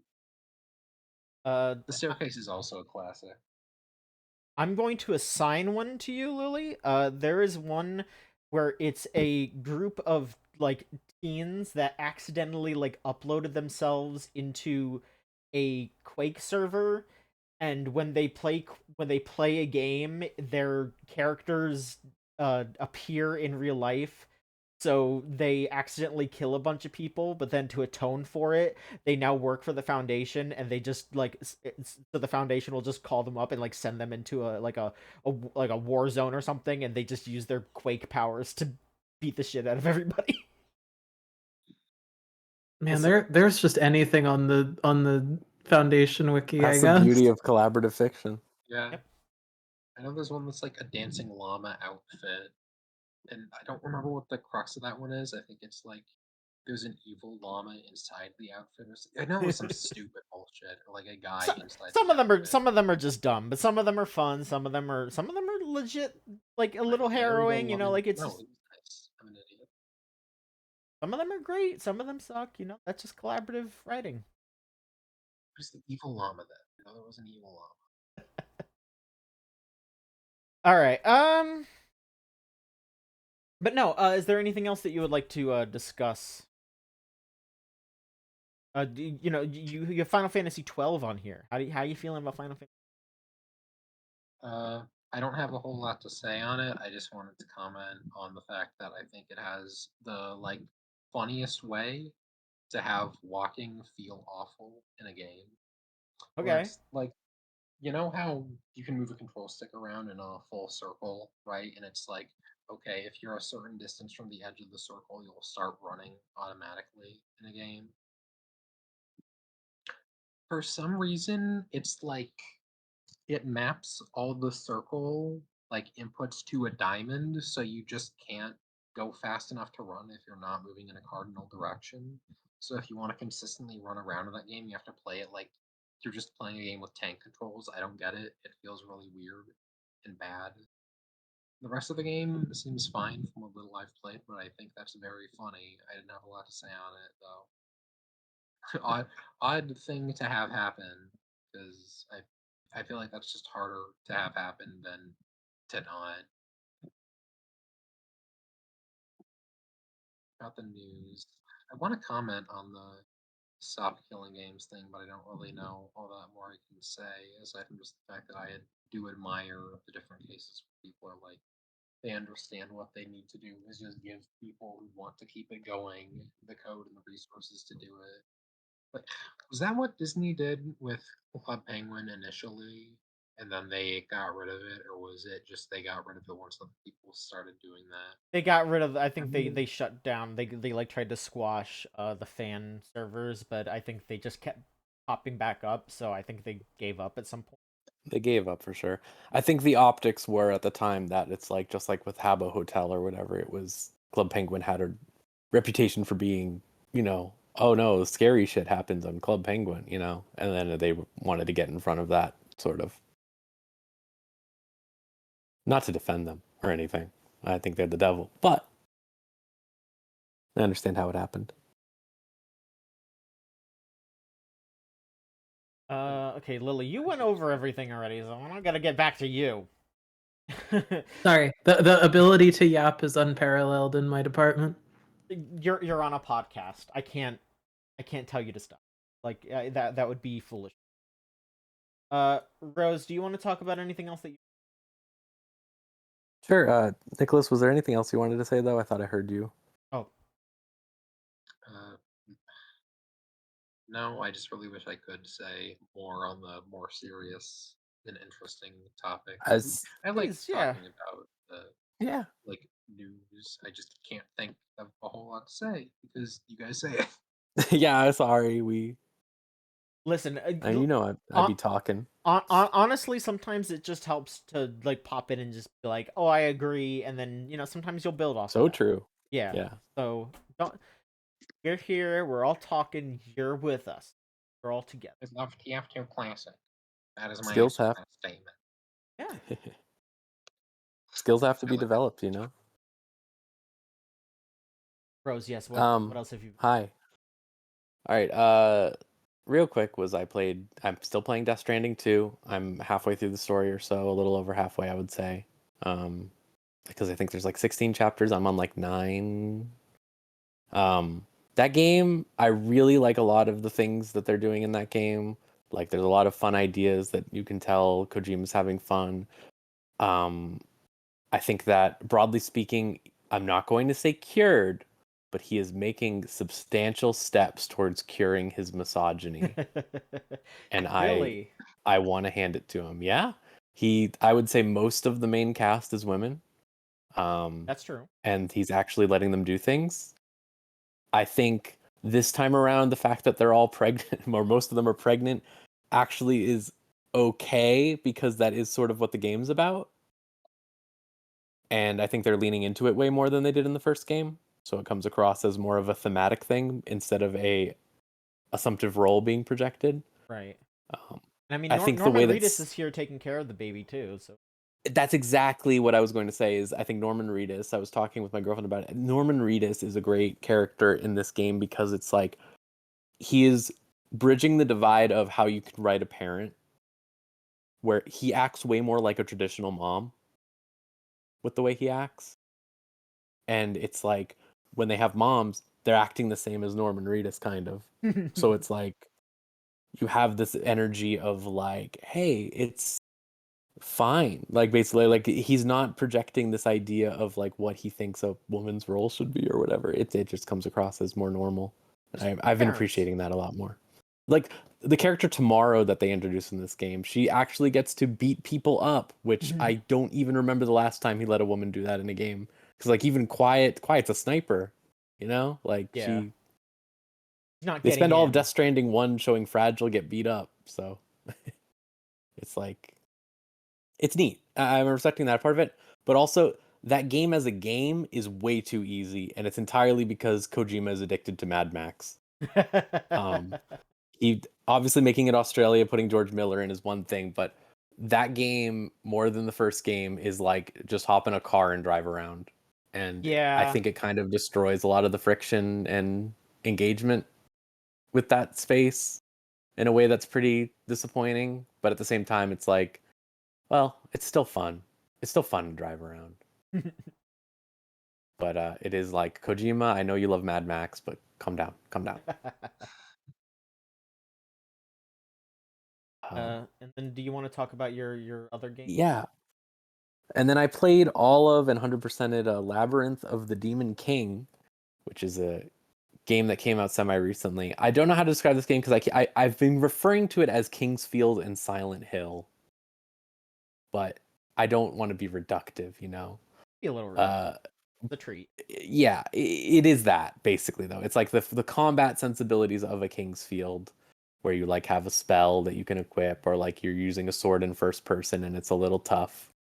Combined with the design sensibilities of Silent Hill or Resident Evil. So you're basically this game you play as a like low-level samurai who's trying to avenge their lord by killing the Demon King. So you go to the Demon King's labyrinth or whatever. And it's basically going through a series of Silent Hill dungeons, basically. Like Okay. you're going around, you're finding clues, solving puzzles, doing environmental interactions, fighting a lot of weird creatures. There's scary noises happening all the time. Yeah. There's a guy who you at one point you get a what do they call them, stalker type enemies like Mr. X or Nemesis chasing you around, and you have to do stuff like that. I think it's a really good game. It's really it's short, it's tight. It's like I would say it's like around 7 to 8 hours long, which is a good length for one of those. It has pretty interesting combat in the terms of, I would say it's very simple. You basically just do like normal attacks, light attack, or what you do light attacks, heavy attacks, charged attacks, and you can do a little like riposte thing where you like put up your sword to block an attack. And I think you can kick too. But they do this fun thing where it's like there's a bunch of different weapons in that game, and they all have combos in quotation marks, where it's just like they have unique animations for if you do a specific like light, heavy, or something like that. Okay. And it's not a hard game by any means, but it is when you run into a new enemy, or they make a bunch of enemies like group you up, it's interesting to engage with how do I best deal with this situation with the like sort of move kit I have. It also does a thing I really like where enemies attack each other. So if you are being chased by a guy and you're maybe at really low health, you could just run up to another guy and then they'll Take get care of him. distracted fighting each other. So that then you can just like sort of then like maybe use a move that's more of like an AoE style move, right? Like a sweeping spear swipe or something, and then hit both of them while they're hitting each other. And I like that. I really like that sort of interaction. I wish that was more of a thing in other games. Like Yeah. just because you're all in this dungeon together doesn't mean you're friends just because you both hate me. Exactly. And I liked this game specifically. It's like not only is it like, you know, different enemy types will attack each other, the same enemy types will attack each other. So it just really gives the vibe. Everyone here hates each other. No one here's happy. It's always been a complaint I have about games like Dark Souls and stuff like that. I think later, sometimes Dark Souls experiments with having enemies attack each other, but I really think it should be happening more. I think you should run into way more circumstances where there is like, hey, there's a fucking annoying ass archer and he's shooting everyone in the area. Nobody likes him. That or just it allows a lot more strategic granularity when you can use the enemy's moveset in your favor rather than it just being a thing you have to deal with. Like sorry, Ultra Kill Gamer needs to talk about Ultra Kill for a second. But Yeah. part of the big parts that make combat interesting in Ultra Kill is that you are incentivized a lot of the time to keep certain enemies alive because their attacks are useful to kill other enemies. Like the parrying or anything like that. Yeah. Mm-hmm. And I think like that can already elevate stuff like Dark Souls because again, like take something as sorry, I have to pull out like the one tiny bit of like dislike I have for Bloodborne. I love Bloodborne so much, but the Chalice dungeons could have been made so much more interesting in a dungeon crawly kind of way just by making it possible for enemies to coexist and interact in that particular kind of way. Right, because it's like it is really weird when you have this energy of like, say you're in one of the Chalice dungeons and you're just getting chased by one of the werewolf type guys, who are like the plague people, and then it's like you go out into the hallway and then there's like a hunter type enemy, and it's like they're just both going to attack you. And it's like, oh, okay. Feels like being like the lowest on the totem pole in high school. Yeah, everyone hates your ass. Why? But yeah, this game's cool. That's what I'm gonna say. It's a nice, it's a really good one of these. Like I liked Lunacid semi recently in terms of Kingsfield stuff, but I obviously always like Silent Hill a lot. So it's like having a game that leans more into that sensibilities with that presentation makes it really cool. Okay. I think it's a little easy, so I wouldn't worry about difficulty even if you're struggling at the beginning. Like once you get into that world, like you get stuff like what at any point eventually after you get a little ways into the game, I would say like a third of the way into the game, you just get like a spell you can use to just fast travel back to a base, basically. And that lets you escape a lot of scary situations where you're low on health and you just want to like chill out. And that's good. There's just little flourishes in this game that I really like. Like there's you start the game with a broken katana as your only weapon for a while, and then later in the game you can reforge your katana. Ooh. But you can reforge your katana with like 7 different katanas you can find. Ooh. And they all have a unique model and they get the weapon effect of that katana you find. So like I found the blood katana or whatever later in the game because I was just waiting as long as possible to see if I could get a cool katana. And I got a blood katana and then I made this really cool like red tinged katana basically from it. And that was cool. Like that's like a little flourish that I really like. There's this thing where if you want to refill your Estus flask equivalent, you can get one in this game or whatever for free healing. But what you have to do every time is you have to make matcha tea for yourself. So you have to sit down at a table and you have to add the 2 like little things of the tea, then add the boiling water, then mix it. It's just a cute game. I really liked it a lot. I thought that is clearly inspired by games of the recent types of first-person things like Dread Delusion or Lunacid, but it really comes across as its own thing by really leaning into that survival horror aspect. Like, there are plenty of times in this game where you run out of healing and you're just like, oh god, like, but I still want to keep going. And everything looks really like rusty, not rustic, rusty, like a Silent Hill. But it has like an old school like Edo period samurai aesthetic also, which makes for a unique combo. I think you don't really get a lot of samurai horror. I recommend this game. Pretty cool. Very cool. Thank you. Then I guess I will go Bananza. Oh, Donkey Kong. Donkey Kong, everybody. Donkey Kong. Okay. I got the new Donkey Kong game and I like it a lot. It's very, very obvious it's the Odyssey team. It is extremely obvious. Like, even if they didn't come out and finally say yes, it is. It plays very similarly to Odyssey. But hey, Mario Odyssey was fucking great, and this game is also fucking great. Something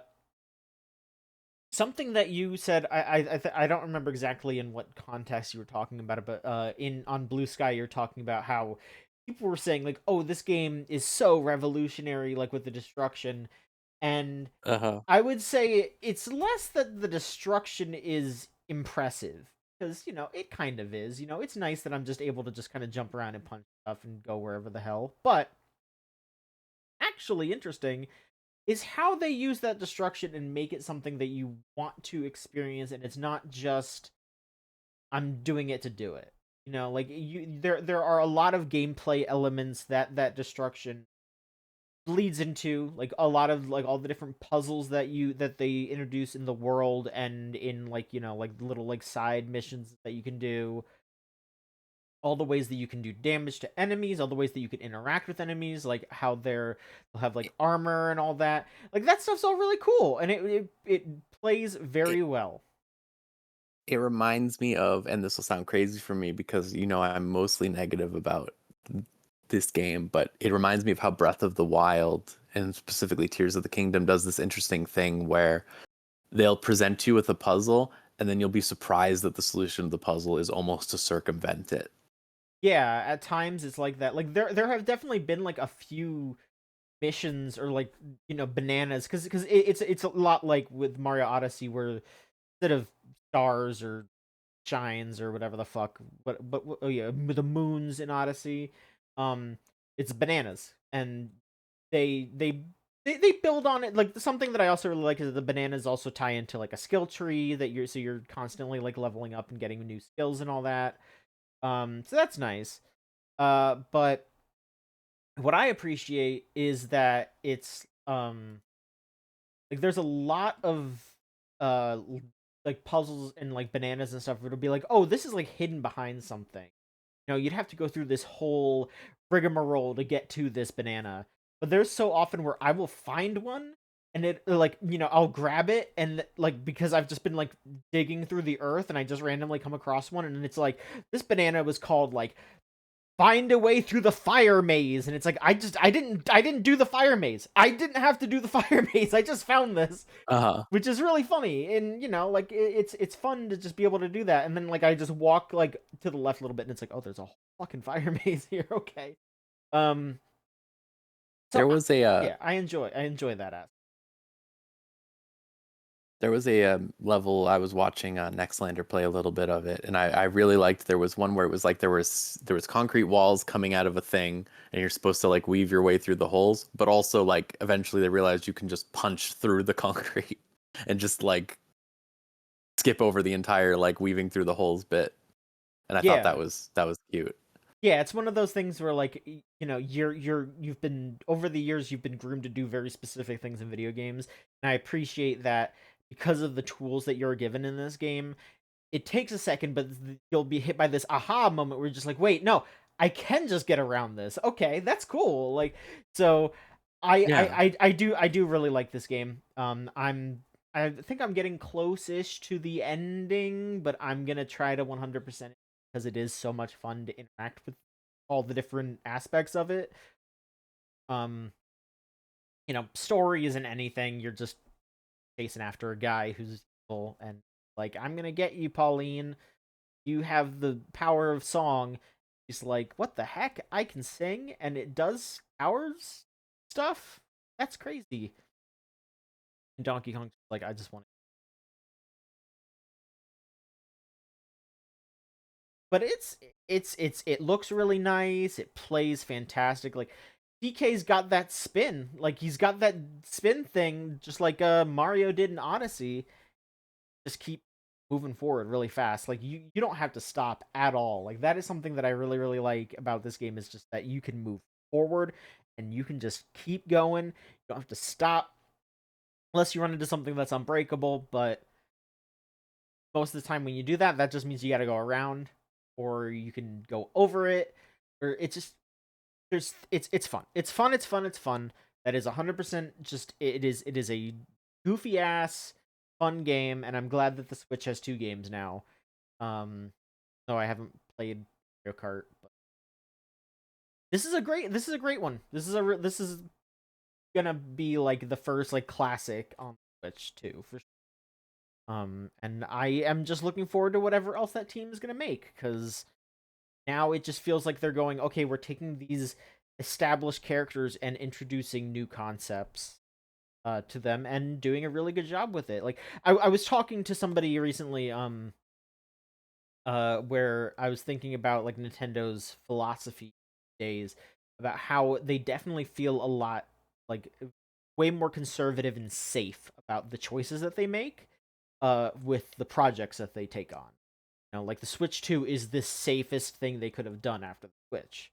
But what I appreciate is that there are still people at that company that are able to work within that constraint and do something cool. Like they made this game because Donkey Kong was in the Mario movie and he's gonna have his own movie soon. Like they're doing this for synergistic reasons, but also the fact that like this was made for a cynical reason, and then they went, okay, but also what if he could punch through everything, and what if we had all these cool missions, and what if we did all this stuff? Like that is at like, obviously if there was full artistic freedom, that would be one thing, but like the fact that they have so many people who are able to just be like, all right, management told us we had like, or Miyamoto was like, we're gonna do a Donkey Kong movie because we're putting Donkey Kong in the theme park and we got to make a Donkey Kong game now. They were able to, make something really different and cool and fun. That's still nice, and so I will give kudos to that for sure. I mean, I also just I really like I haven't played the Bramble Blast nostalgia level yet, but I played through the one that was just the first level from Donkey Kong Country, and I appreciated that they incorporated the new mechanics and then also just kind of threw a bunch of like other new stuff into it as well. So it wasn't just you're playing that level again.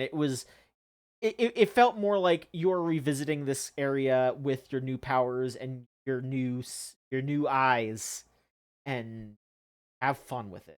I appreciate that they remixed it and they didn't just go, I play Donkey Kong Country 1, because if I wanted to do that I could just play it. I appreciate it. I like this. I'm glad it turned out well. I wish it didn't take them 8 years for some reason, but Yeah, absolutely. I do wish that this game had or that they had done something sooner for sure. I mean, I mean we they were saying in interviews that like they were making this game on Switch 1 and that I guess they they needed the couldn't. extra Yeah, then we power. saw the prototypes, right? Yeah, Like they yeah, showed some yeah. of that. Um, I I mean, we have to wonder how many games were held back just because they thought the Switch 2 was going to come out in like 2022 or something. yeah, maybe.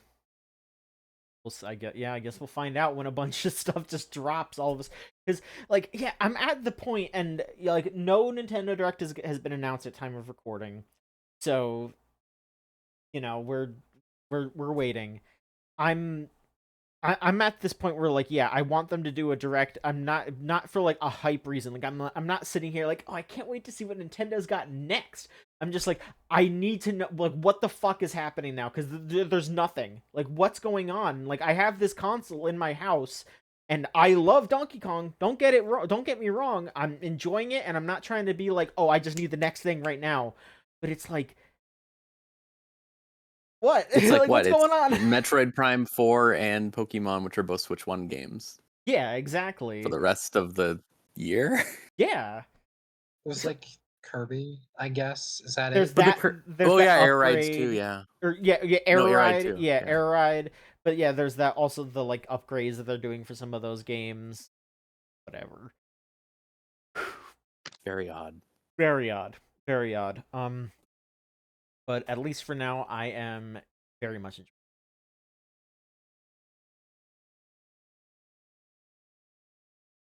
How else do they even have coming out for it? Actually, there's no way Nintendo's only got one thing.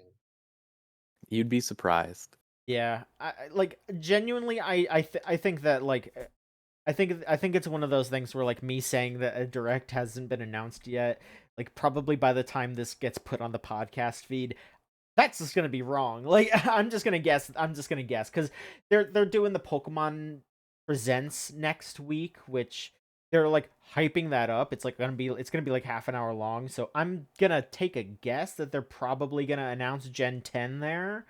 Um, that's not me like making like a big predict, like, oh, you can bet money on this.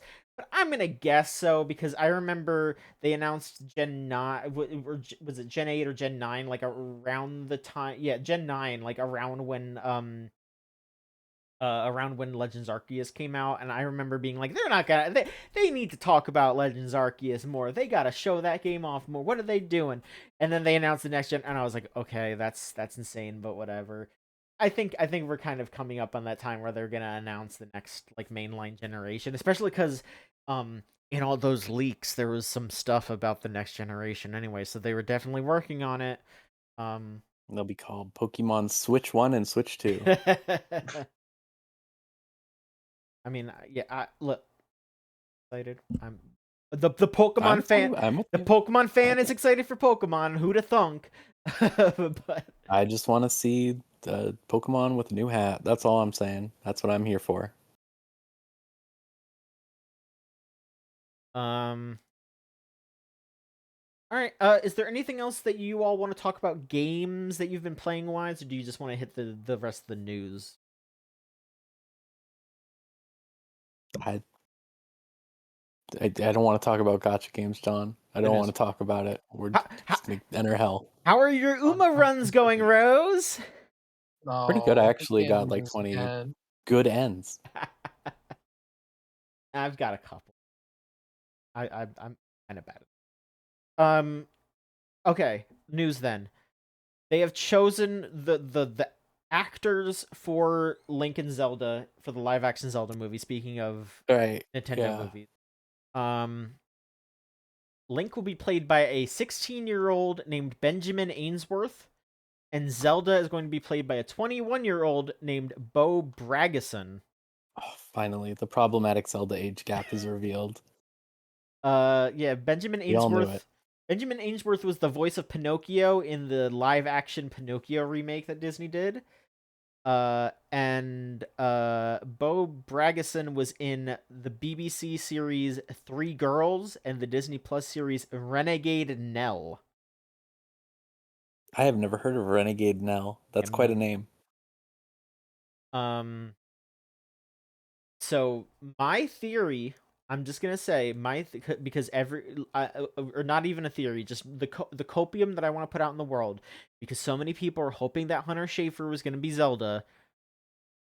I think she still has a chance, because I think this is just for young Link and young Zelda. If maybe they'll do Ocarina of Time and time skip ahead, and then Hunter Schafer will be Zelda there. Can I give you my fan theory, John? What? I think this will be bad. Yeah, probably. Also, they're probably not going to do Ocarina. It's probably going to be What? Breath of the Wild, now that I think about it. I don't know. Oh, Probably. finally, we can textualize the misogyny on the silver screen. Yeah, I love Breath of the Wild. The rest of the series didn't exist before then anymore. Fuck yes. Why is Link blue now? Why do we have to make Link blue? Very strange. Green is too They gay. just turned Link I don't know. blue, and no one argued against that. Just like We Papyrus, just have blue Undertale Link now? again. We're going back to Oh that. my god, it was just like Papyrus. No, Papyrus, how could you do this? We've got a Huskow in the chat saying, "Do you think the actors know ball?"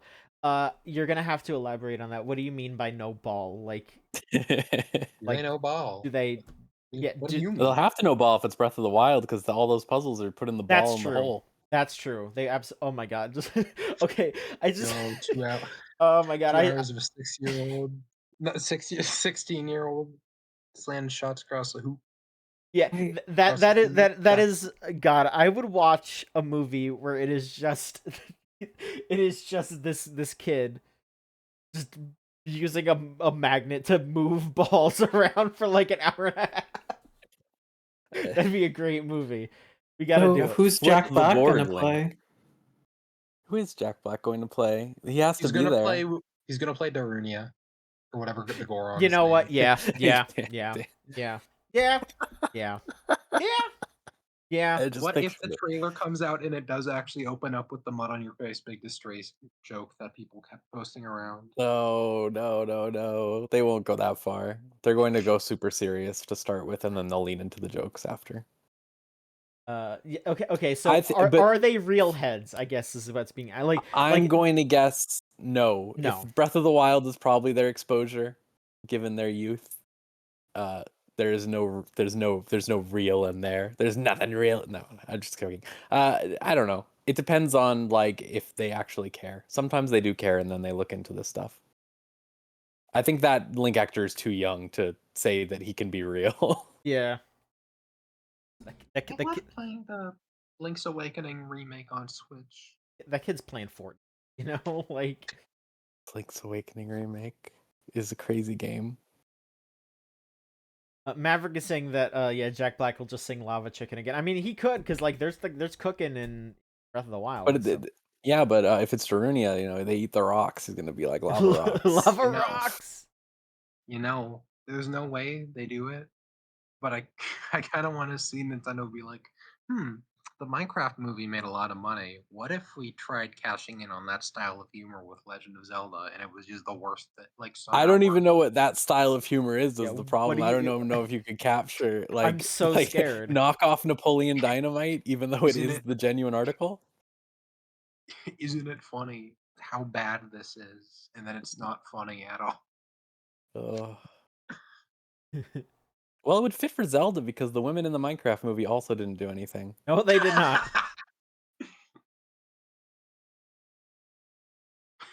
I just want to say in advance that I'm sorry for whatever gift of prophecy like made me say that. So if I ended up accidentally putting that out into the world, not my fault. It is. You have to deal Welcome to Goron City. We rocks. You should try it, taste. And then like he tries making the young Link eat a rock, and it's like 30 seconds of him just like chewing on it, trying to bite it, and he's making upset faces the entire time. Is Goron Jack Black is like smiling expectantly at him with the worst CGI to ever come out of the Nintendo company. Yeah. It looks worse than the original Super Mario movie. I mean, well, that's not hard because that movie is the most beautiful movie ever made. If you're talking about the 1993 hit.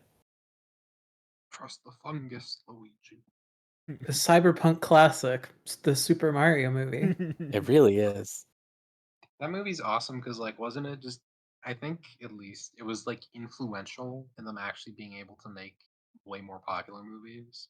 Yeah, they reused the set for like a ton of sci-fi, etc. movies over If the I course of the recall, 90s. They just would not have been able to make something like Jurassic Park if not for Super Mario Bros. Movie. Some of the later stuff, yeah. It's an incredible film. I stand by it. I'm not just saying that because I'm sitting next to a DVD copy of it right now, but I think it's when Mario says that when Mario hits his head halfway through a fight sequence and Luigi goes, "What is it, Mario?" And he goes, "I forgot I was gonna get tickets to WrestleMania." It's like, oh, this is a movie. This Film. is a fucking movie. There really was no other point in Mario's history where they would be like, you know what? Yeah, let's just make the main girl Daisy. Why not? Why not? Luigi is the main character, basically. I remember, I remember for one of my friend's 8th birthdays, I was like, you know what? He really likes Mario. He's always bringing his DS to like daycare.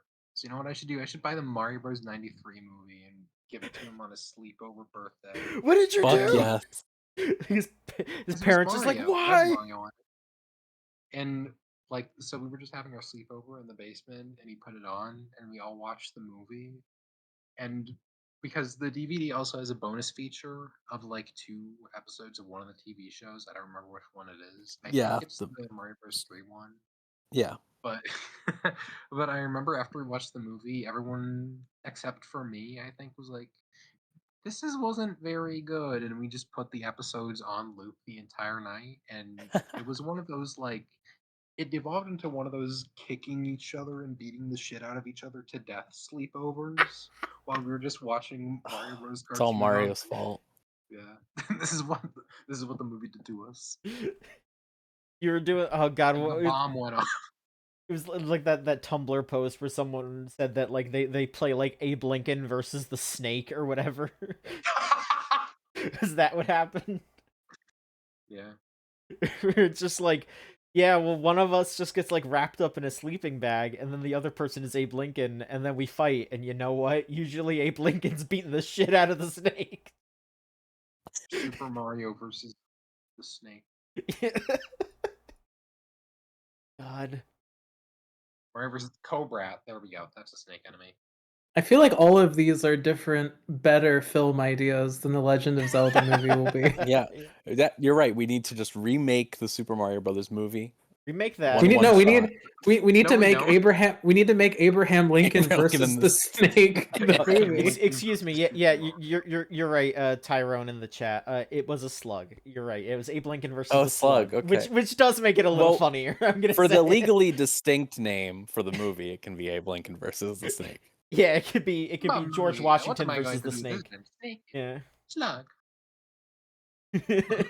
It's a slug, Mario. What? There's a snake. Every time I hear Abe Lincoln now, all I can think about is that Defunct Land animatronic thing where he talks about how everyone said Lincoln had an annoying ass voice and Walt Disney changed his voice to sound cool because he said he's supposed to sound cool. Well, yeah, I think there, you know, I don't think there was anything to record by that point, but like I think all the claims for Abe Lincoln's voice is that he had like a really like nasal, annoying voice. Apparently, so that's pretty It's good. just a funny thing conceptually. It's very to me. funny. I don't know. Yeah, it's very funny. God. One more Nintendo thing. Let's see here. So the website Games Fray has just written up a little thing about how Nintendo is going and editing their patents over in Japan because they are trying to win their case against Pocket Pair. It seems like they might not be able to. Like it seems like a weird whole thing is just a weird gambit. Yeah. What it seems like from me looking at this is that Nintendo is basically going into edit patents so that they can try to go after future games if they lose the Pal World one, basically. Like they are seeing how Pal World's defense has basically been that like the wording of these patents is so vague that it could apply to literally any video game. That it's like insane that they were able to even get this patent done. So they've been going in to edit. This is basically future proofing, but I think it will cause them to probably, unless they get a crazy judge, which is possible. Usually judges get really mad at the idea of this sort of thing happening. So what is likely to happen is they'll see that they went to edit the patent to make it more in line against their direct complaints that they were making as part of the suit and go, hey, you can't do that. I hate you. I'm punishing you now. Which is kind of what happened with the Epic Apple stuff for a little while. But this seems like targeting like that fucking crazy game. Do you remember it was at the Game Awards like 2 years ago or something, where they had like all the babies dancing and they were like, "Yay!" And that's like a Pokemon game. You know what I'm talking about, John? The one where that caused the tweet with like fucking Sid the Science Kid or whatever. The backyard again, yeah, or whatever. Yeah, Sid the Science Kid, yeah. Yeah. Yeah, that was a scary ass trailer. Yeah. Like, I just want to say that right now. I think about it all the time because it was really scary. Because it's like starts out as Pokemon, or no, it starts out as like rollerblading, and then they're all dancing, and then it's like, oh, it's Pokemon, and it was like, what? What's going on? Yeah, we just talked about how important it is to, you know, that we should be changing copyright law and all that, but also that shit. I stand. Fuck Nintendo with this. Like, holy shit. Listen, my belief is that copyright should only exist for if the thing that's being made is lame as fuck. Like, that should be why it gets shut down. Which Pal World would count. Yes, but I wish we had laws that said the Pal World was lame. Get out of here. But also, yeah, what Nintendo's doing here, stupid. If you look at that original patent, even before the changes, like the changes make it more insane. Where it's like literally like you can't ride any creature in a video game, which is absurd. Yeah. But like the old patent language is literally like they have patented the use of utilizing a vehicle to navigate a world, basically. And it's like, why were they allowed to patent that? Yeah. Literally. Like, that's crazy. In 2021 or something, they were allowed to patent that. Like, what are we doing?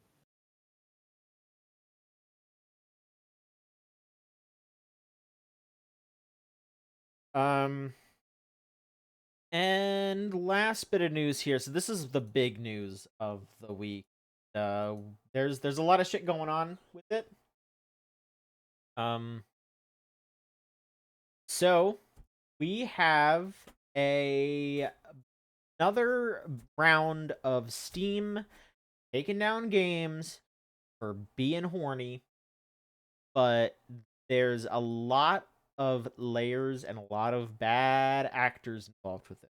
So I am reading from this article on Gaming on Linux here, where Valve just added a new rule to their onboarding guide, where they it's a bunch of people noticed that PayPal was unavailable for a few days on Steam, and people noticed that a bunch of games that specifically included incest got removed. And hypnosis.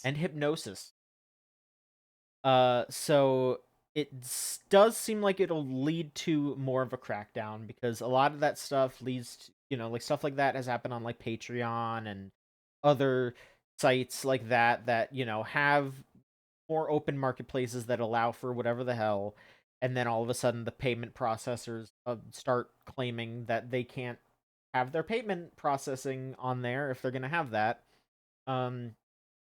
So that is starting to happen on Steam. It's frustrating because, like, you know, obviously, like, I'm not gonna say like I'm super happy about a lot of this stuff existing. Obviously, you know, like some of it is just gross exploitative bullshit. It's not actual art. It's just, but I mean, you know, also porno doesn't necessarily art. You know, there's layers to it. But at the same time, when they start coming for this stuff, they start coming for a lot of other stuff that absolutely does not deserve to be caught in that crossfire. a lot of it is just games that have gay people in it, you know? Like, it starts to, as it widens, it starts to crush a lot of, you know, like, as many people are gonna be like, man, it's good that, like, weird incest games are getting taken off of Steam, and you're gonna keep saying that it's good until they come after something you care about, you know, something that's not, you know, that doesn't involve problematic themes. Because these payment processors just have the ability to say what they want, and those payment processors have that ability because it has been revealed that a lot of the policies and stuff are being pushed forward by like a handful of small groups across the world that are making up stuff too about a lot of these games as well.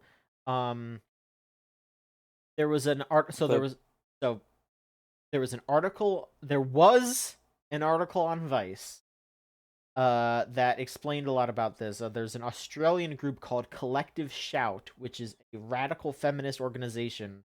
They actually took claim that they were the reason why the payment processors did this for that.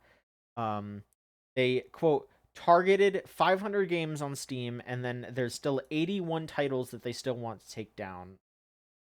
And there's just a bunch of, you know, they have like claims that they want to, um, you know, there's a bunch of other coalitions and stuff in other parts of the world doing this sort of stuff. But again, it's that thing where they are going for stuff that looks like that, you know, like at first blush you're going to be like, "Oh, you know what? Yeah, it's good that they did that. It's good that they got like, you know, foul sexual assault games off of Steam."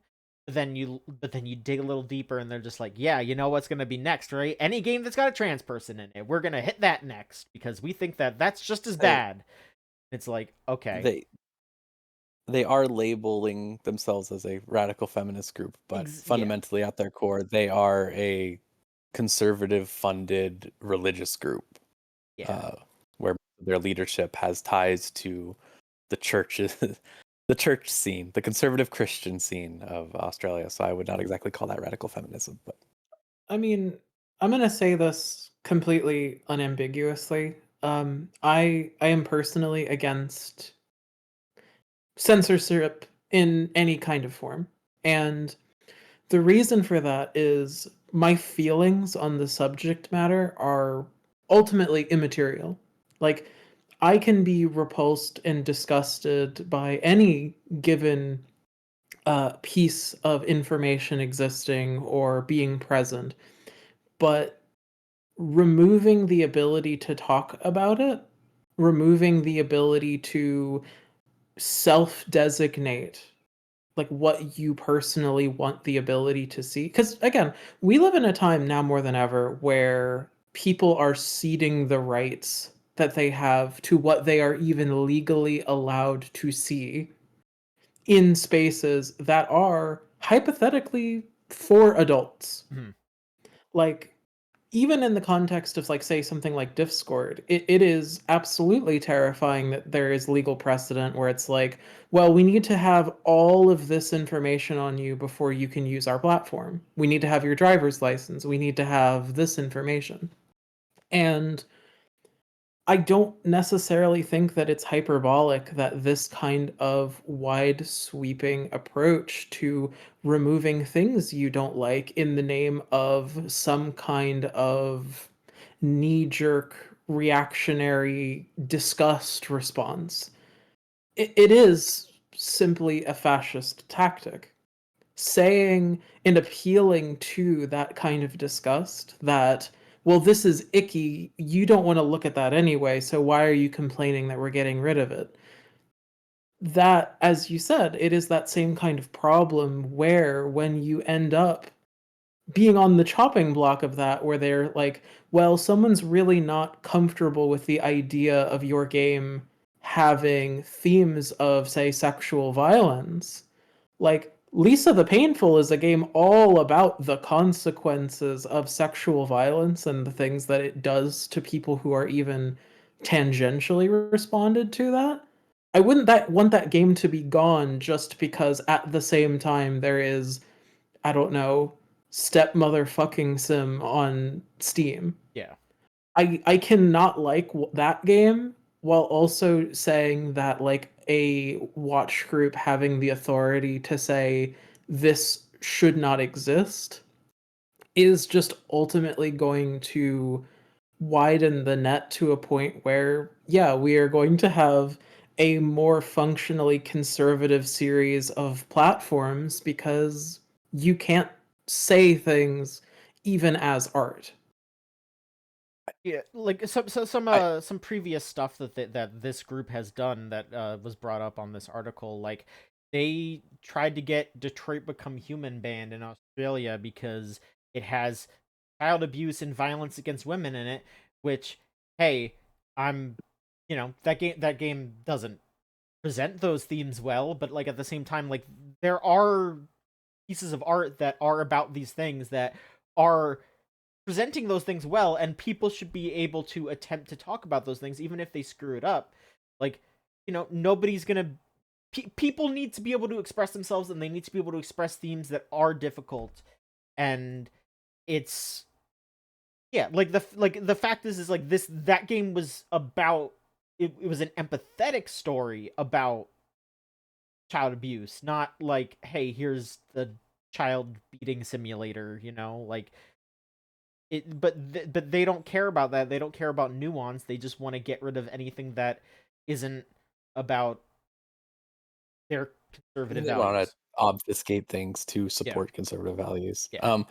I I think realistically, what this shows when anyone talks about like when you talk about these people who will say like something like, "Oh, well, good, I'm glad they're getting rid of the horrible games on Steam." It's like really what that reveals is people just want moderation to an extent. Like Yeah. they want not the removal of things realistically, but what they want is the ability to have the people who are managing these platforms actually give a shit about how it's presented and Yeah. like Steam is a horrible example where I genuinely like I have to say like going on Steam is bad these days as a default experience because it's like you go and look at the new releases and it's like even with me turning off 18 plus content, I am still seeing like I don't know, there was that like sexual assault simulator game that was in the news recently. Like you would just see stuff like that all the time. You would see like the orc attack simulator or something and it's just like dog, I don't, it's just like realistically, if you don't need to agree with these groups at all or be like, oh, we got to hand it to them. Instead, you need to be like, Steam, Why I are don't they want to doing see this? these games necessarily, but someone else can see them. But like, why am I seeing this as the default like Then thing on the front page all the time? And then in the opposite direction, like you also have the other problem where if a game, say for example, has sexual themes or things that are kind of horrific, that gets labeled as an 18 plus game Yeah, the same way. in the same category That's that a what's my porn problem game with the is. the damn feature, right? It's like it was. I was trying to find a visual novel, and it's like just gets lumped in the same way because it has like serious themes, and it was like being auto filtered out. But I can still see. Ah.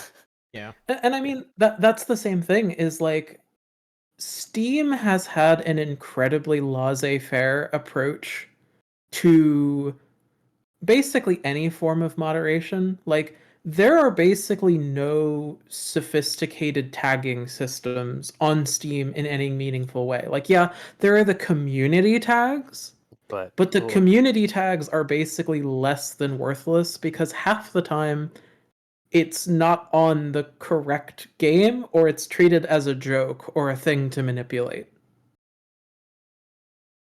Like I don't necessarily understand how we can be this long into this platform's lifespan and we don't have a sophisticated way to say, maybe don't show me this dev's games ever. Like, Yeah, I don't want to see them. Because, like, here's the thing you can block devs, but there are some times where it is like this obfuscated mess where the dev is hidden in the publisher, who maybe you don't want to block the entire publisher to get rid of it. And there's no easy way to just say, never show me games like this, because if anyone has seen like my Steam crashed out review of Lethal Company, where I was losing my mind because for 3 consecutive weeks Steam recommended me nothing but Lethal Company likes, and I didn't know how to escape from it. Like, there's no option for something like that because, well, hypothetically, you bought that, and so that means that you want that. Yeah, it's crazy. Especially you mentioned the tags, but even just their weird Steam Labs thing where they determine what games you like is completely insane. Like I'm always making jokes about how like you'll click on a game and it'll be like similar to games you've played, 2 games that have nothing to do with this game. It's I don't even know what they're doing. I mean, they're libertarians. They're insane.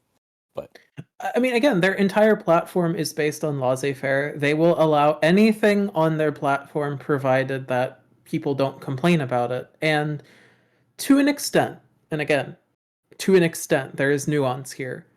I can understand how you don't want to be the moderator of what is appropriate, because that hits that same point where you're like, well, who am I to determine what deserves to be art? But you gotta give people the option to have sophisticated tags. You gotta have the option for the dev themselves to be able to be like, this is what our game is. Here is the tag suite for it. Yeah, But like also, Gwen in the chat said, like, users being able to assign tags to games is just jokes 90% of the time. And yeah, it's Tyrone said terrible. jokes are dog whistles. Like, yeah, exactly. Yeah. It's either just haha, wouldn't it be funny if this showed up in a tag, or it's we need to let everybody know that, or we need to say something racist on the down low. You know, like that's like all they're used for. Not actually useful. It's stupid. And also, Steam is so laissez-faire about everything, but also if a game has a anime woman in a schoolgirl outfit, it's banned from the platform forever. Yeah. So it's like, I mean, and this is just furthering that, right? This is furthering that specific ideology of one person decided what you can see. And I mean, like, it's very easy, especially when the news story is new, to be really apocalyptic about it and be like, this is the end of Steam, this is the end of this game's platform. And here's the thing. Like, as easy as it is to say, like, this is the end, this is it forever, doomer stuff that I can't be less interested in.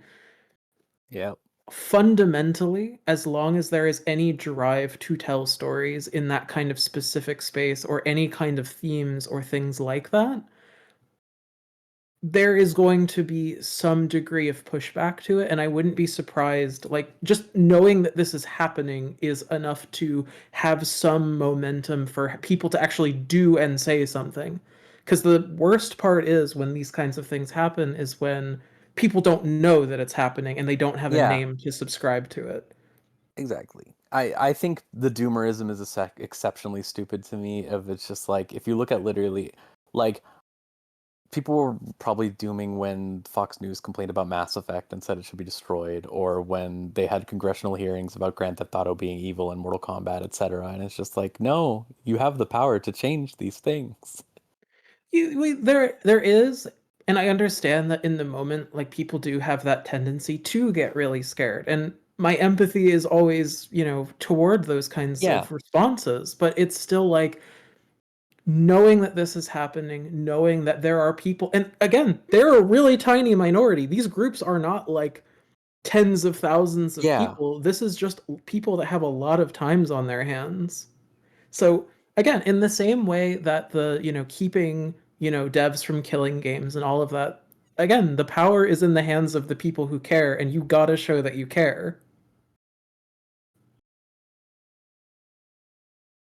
And then one last thing here that I will say is that tied up with all of this, the reporting on this that pretty much right after this got posted up on Vice, the author Anna Valens was removed from the site and they took the article down. So I don't know what's going on with that.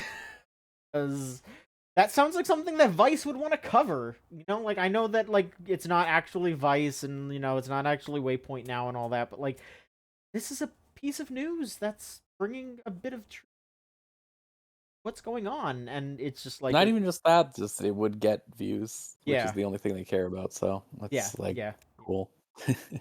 Makes no fucking sense. Like did this group try to bully them, and also like with what? What like oh no, conservative moms aren't gonna look at Zombie Waypoint.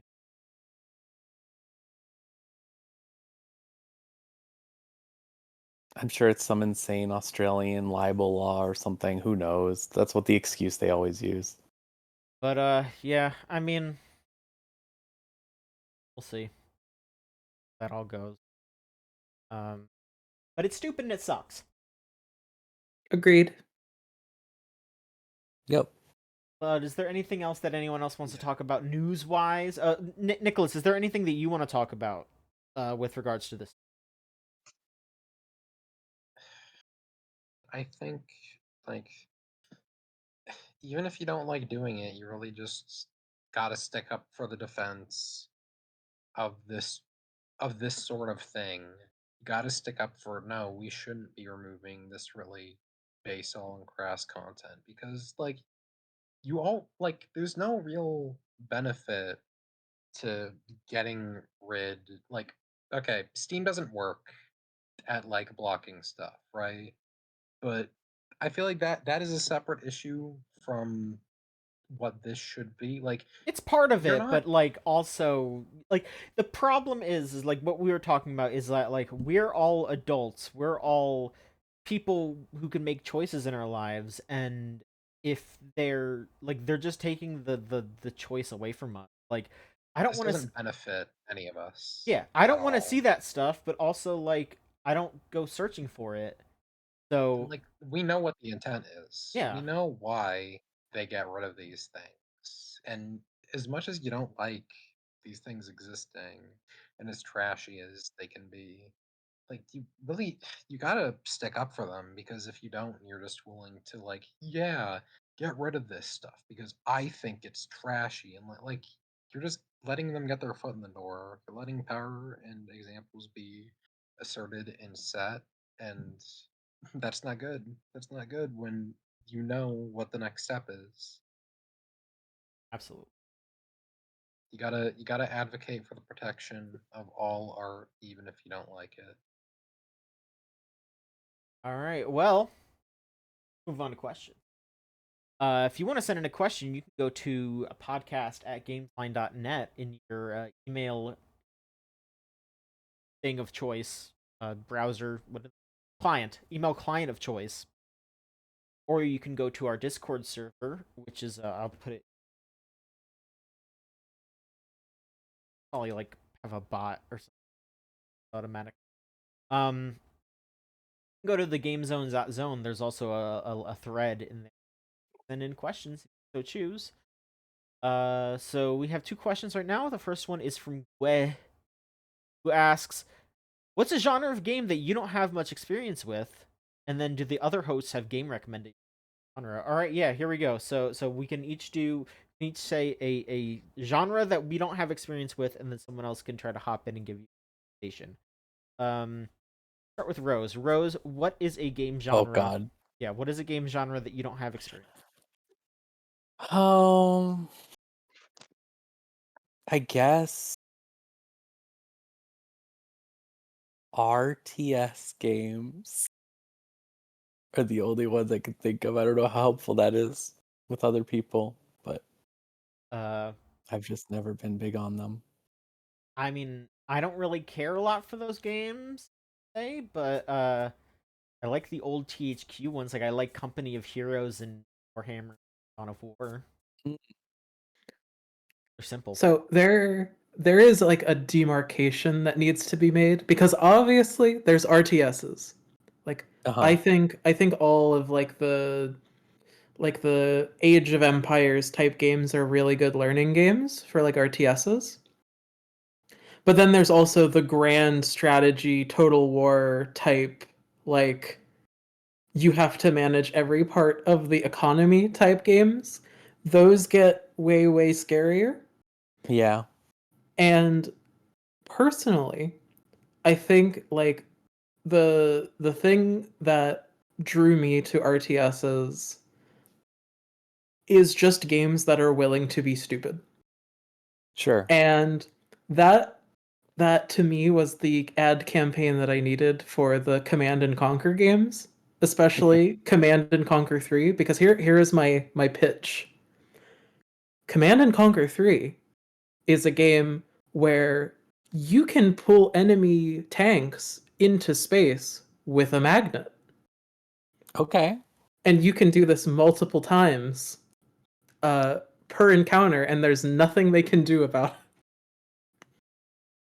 All right. That is a lot more compelling to me than the standard RTS fare I have heard. It is the dumbest RTS I've ever played, and I don't know. I think that is a good potential thing you could try. Okay. I have a suggestion, but I don't like saying it, and I don't think you're gonna like hearing it. Gotta Oh say no. it now. So this is a genre that I have not touched like at all. Like I've heard of very few of these games. I've tried some, and I've always been overwhelmed by them. And it was also like years and years ago when I was playing like Xbox 360 stuff before it exploded and died and turned to ash because it is an Xbox 360 and they're the worst put together consoles of all time. So I must vehemently apologize for the game I'm about to suggest being my suggestion, but it does count. It is on the Wikipedia page listing real-time strategy games, but I think I have to give a lot of praise. I'm such a loser for saying that. I have to give a lot of praise to Pikmin 2 for being the funniest game that can be categorized as a real-time strategy game. Sure. Just because I mean, it is, yeah. it is just like it I is do the love best Pikmin. game ever because it just hates you. It's just Yeah. designed by someone that hates you and wants you dead. It's so good. No, There really that's is never going to be a game as hateful as that. And it's like a full length game made by one of the biggest companies ever. It is awesome. It's like the platonic ideal of fucked up evil like GameCube PS2 era. There really is nothing like it. And it is so like far removed from what I imagine the rest of the genre to be that it feels like a lame suggestion. But I no. really can never not recommend this game. It's so I'm on Pikmin 2's side. To be clear, I played Pikmin 4 whenever it came 2 years ago. I don't even remember. Whenever that game came out, I was very disappointed because it is too kind. It Pikmin is. 4 I get was it. sad to me because like in the second because like there's the tutorial area and then there's the second area and the second area drops the most dangerous enemy in the game like just on your head out of nowhere and it's like oh this game's got jokes and then it never has jokes ever again. Yeah, And it's never like again. oh that's really sad. That was the that was the most memorable moment of this game when you dropped the giant fucking guy that will eat half my army in one bite on me and then you never tried that again. It's so sad. Pikmin 2 will just drop bombs on you because it thinks it's funny. It will make Just you like drop Ninja your own bombs Gaiden. on yourself during cutscenes, even. So good. I like both. I like both of those games. I love all the Pikmin games, but I get where you're coming. All I right. want to play Command and Conquer 3 now that you said that though, because I tried Red Alert years ago. Like when I'm say years ago, I mean like I was 5 years old basically, and I was very confused. But I thought FMV was funny, so I should honestly just give it a chance because it does live in my brain to a degree. So 3 is the one that has the famously memeable Tim Curry space line in it. Oh, good.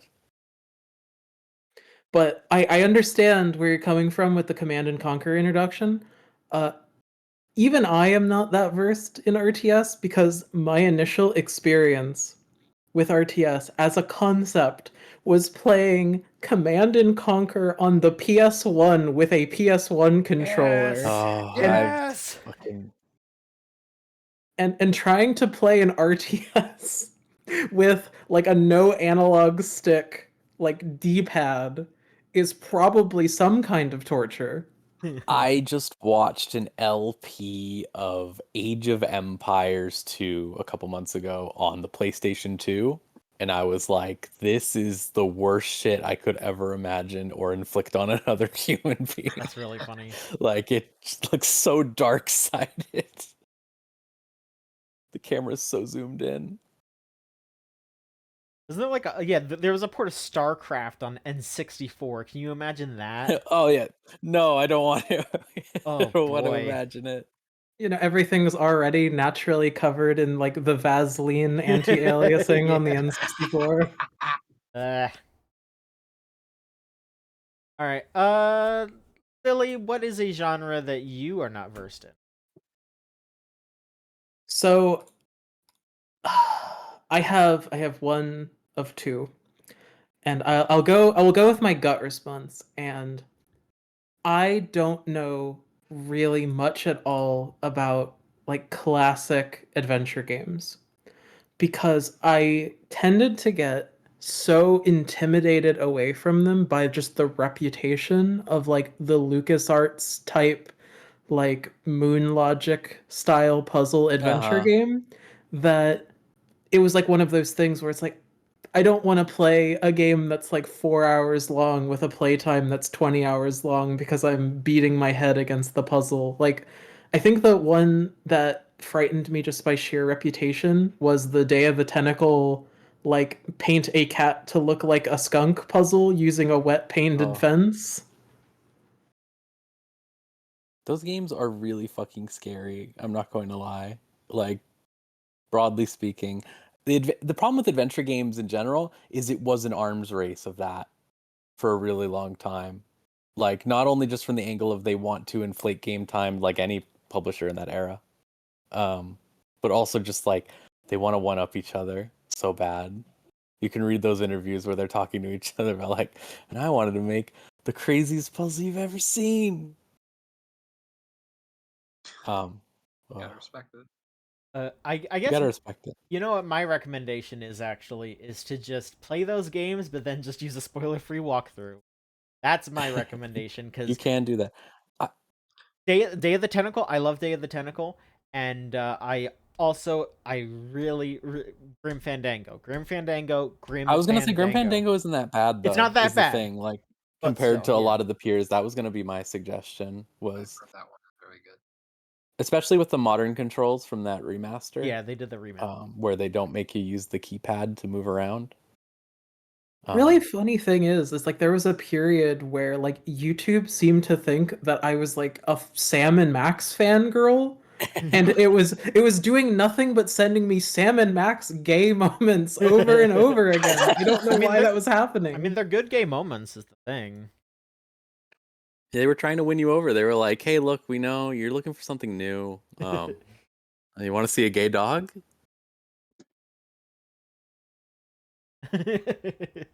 I mean, I did watch them, but you know, that's besides the point.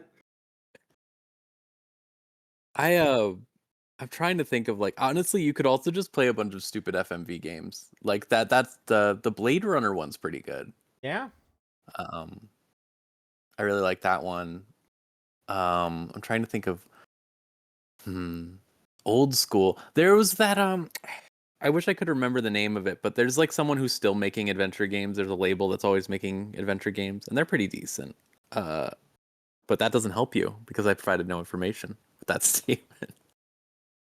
But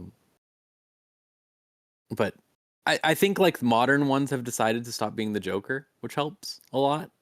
Mm-hmm. So I just got to play Night Trap apparently, and Oh, don't play Night Trap. Don't do that. That one. I don't know. I mean, you could. I think. Or Plumbers Don't Wear Ties. You don't have to play that one. Just watch the like AVGN Oxen episode. Free. Yeah. Good one. Oxen Free is a good example of adventure game. I did see a review fairly recently of Stasis Bone Totem, but I also just don't do well with horror games in general. Oh, That would probably have some stuff that would. I would say that one's more. It is an adventure game for sure, but it's an adventure game the way Disco Elysium is an adventure game, kind of. So it's more like a CRPG type thing, but obviously not at the same time. Nicholas, do you have Is one? it? I don't. It's not a genre I have any experience with. Okay. So, I'm sorry, I'm not useful here. I have to recommend a Nintendo game on one and nothing on the other. Famicom Detective Club. There you go. I mean, I actually Oh. do want to play. That's a good one. Yeah. Actually. The new one was the visual novel. Yeah, MEO. I still need to try that. I have it downloaded and everything. Yeah, I that one too. Good. My recommendation: plumbers don't wear ties. No. My recommendation Yeah, is the Zelda CDI AVGN game. episode for that. I remembered what the game was called. I was thinking of something else and conflating it with another. Or no, it is Wadget Eye Games are the people that make them. That's the Dave Gilbert studio. Okay. They make a bunch of stuff like those Blackwell games, and then the one they made recently was the Excavation of Hobbs Barrow. That one's like a horror game, but it's more horror aesthetic. That one was pretty interesting. I watched someone play that. I know people really like those Golden Idol games that came out recently. I think are those. Those are like. Well, I mean, you could make the argument that this goes in line with it, but like the Return of the Obra Dinn, that's what those are like, kind of. And I would say, hey, those are pretty cool. Obra Dinn's pretty cool. Hey, you know what? There's a bunch of really good Ace Attorney games. That's true. Ghost Trick? Phantom Detective? Ghost Trick. I'm going to admit something potentially scandalous, but I know nothing about any of the Phoenix Wright games. Oh my gosh, you should play them then. That's the answer. You would love them. And I have never played Ghost Trick. That's fine. I didn't play Ghost Trick until last year. You would love all of them. You should try Ghost Trick. It's so good. You would love all of them. Everyone is not lying when they say it's good. It's just so charming. Nicholas, how about you? Also play Ace Attorney. Nicholas, what about you? What is your genre that you wish to get some recommendations for? There are a lot of those. Pick one. Grab it. Go now.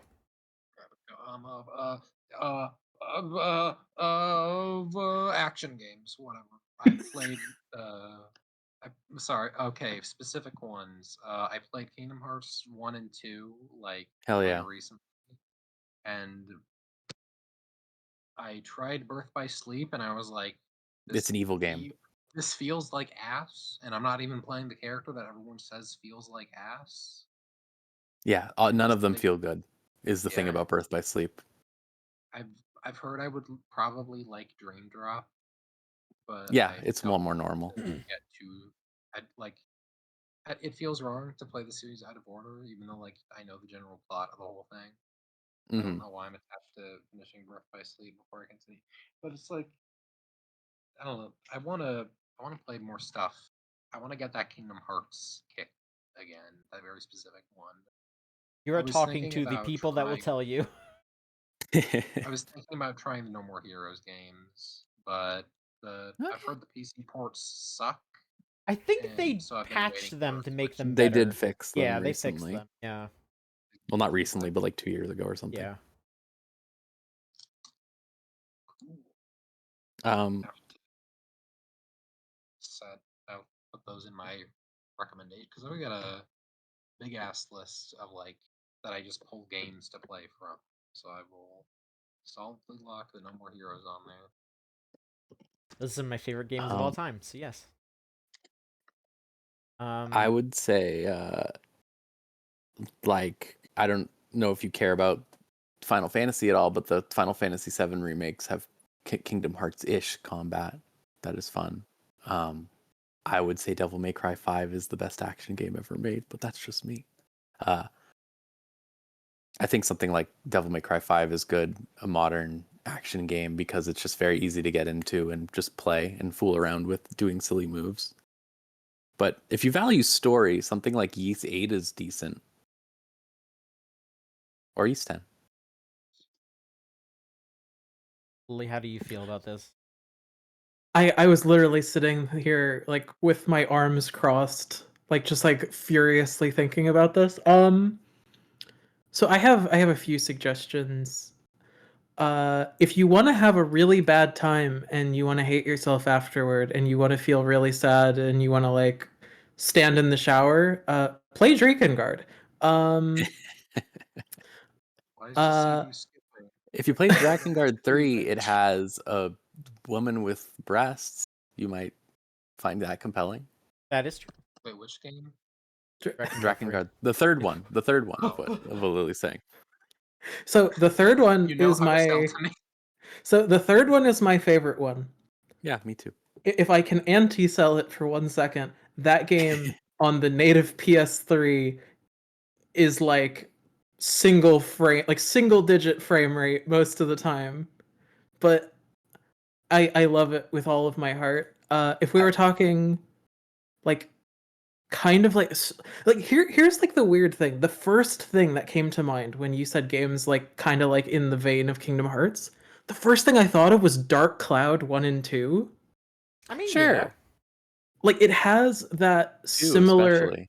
like it has that similar kind of like toy boxy kind of vibe where like the world is like a thing you're almost snapping back together because like it doesn't have like the gummy ship kind of parts, but like you are putting a world back together after it got exploded basically. And it's kind of doing like this story is very silly but the people in it don't treat it as like the melodrama that it is.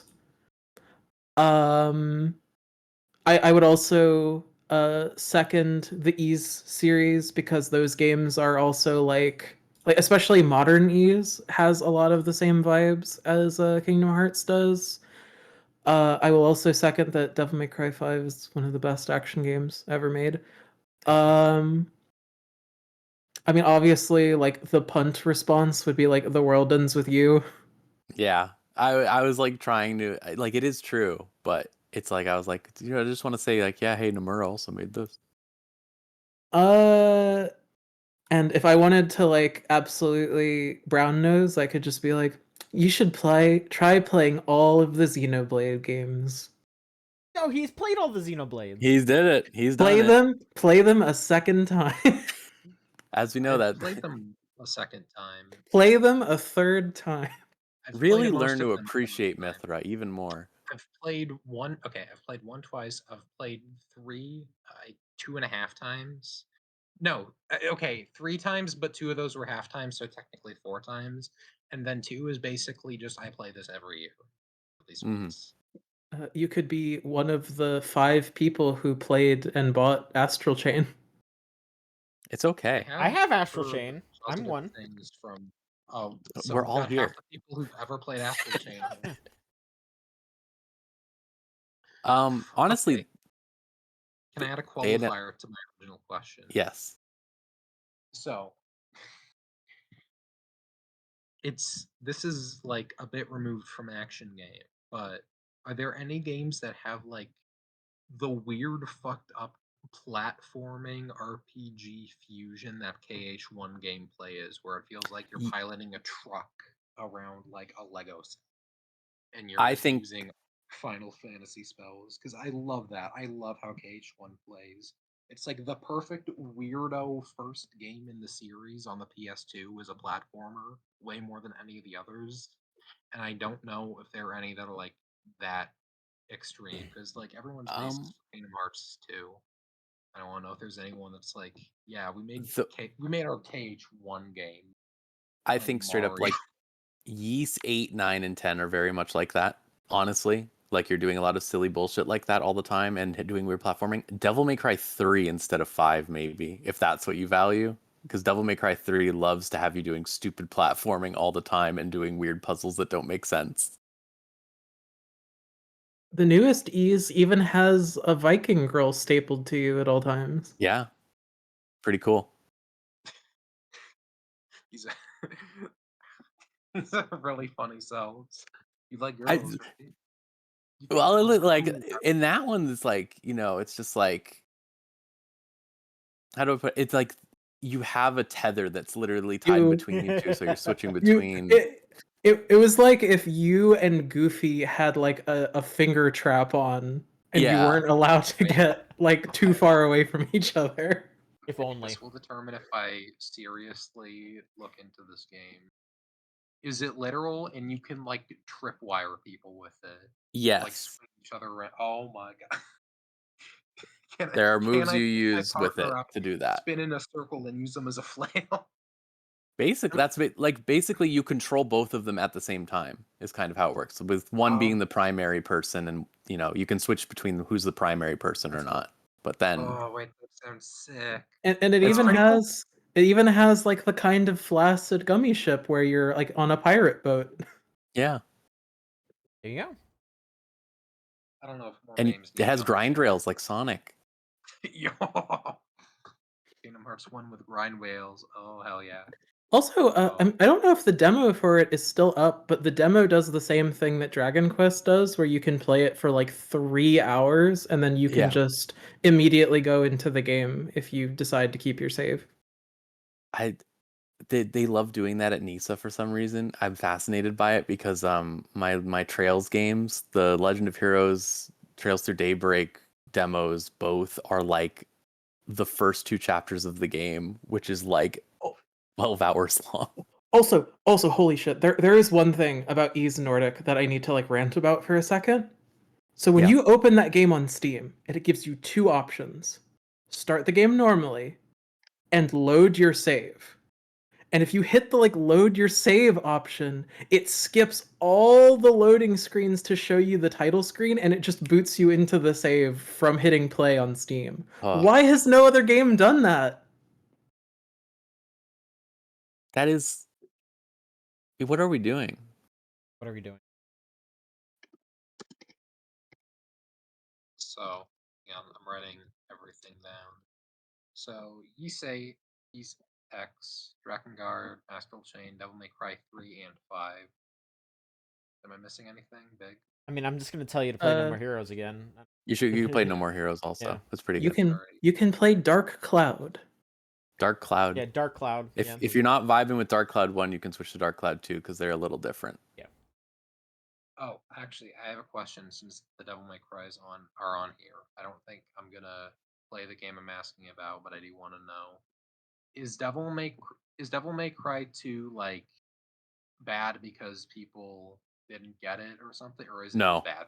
it's just bad. So Oh, so kind of covering like without going into hyper specifics about like what the development was like, it is a game that is functionally half finished and like it yeah. manages to finally get its shit together in like the second phase of the final boss fight. That's how bad it was. Yeah.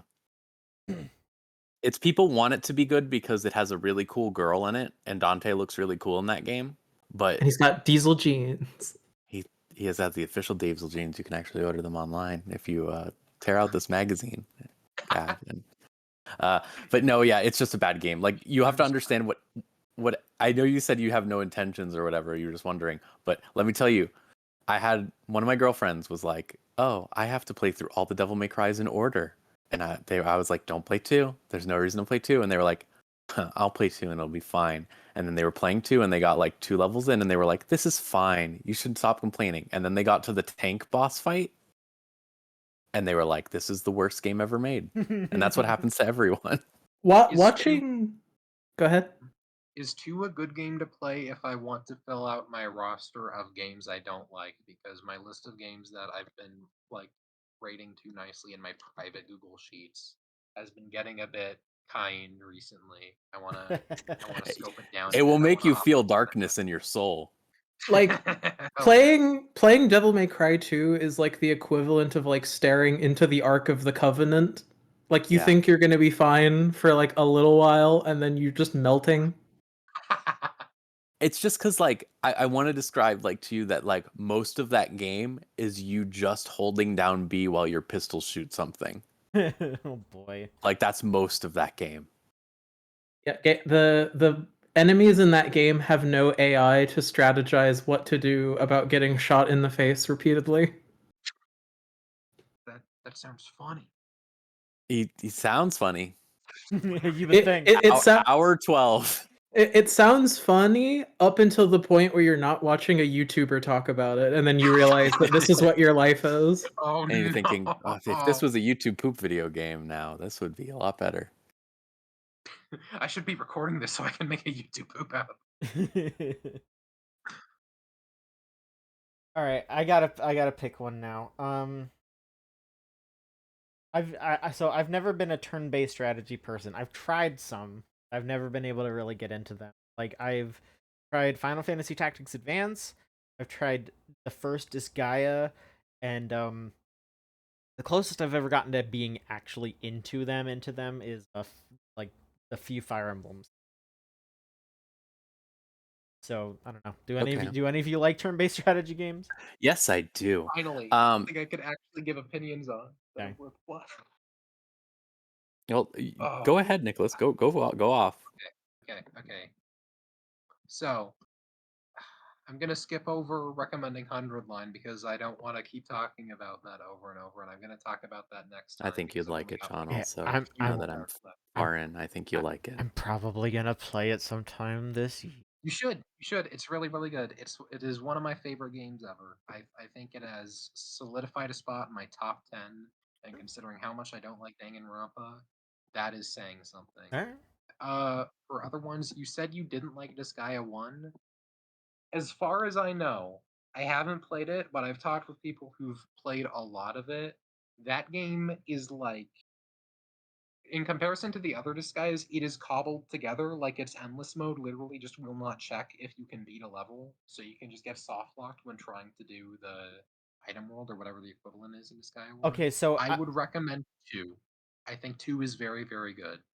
okay. I guess I will also just say real quick, if this changes anything. This, like, me saying this, I'm kind of just waiting for me to say this and you being like, what the fuck?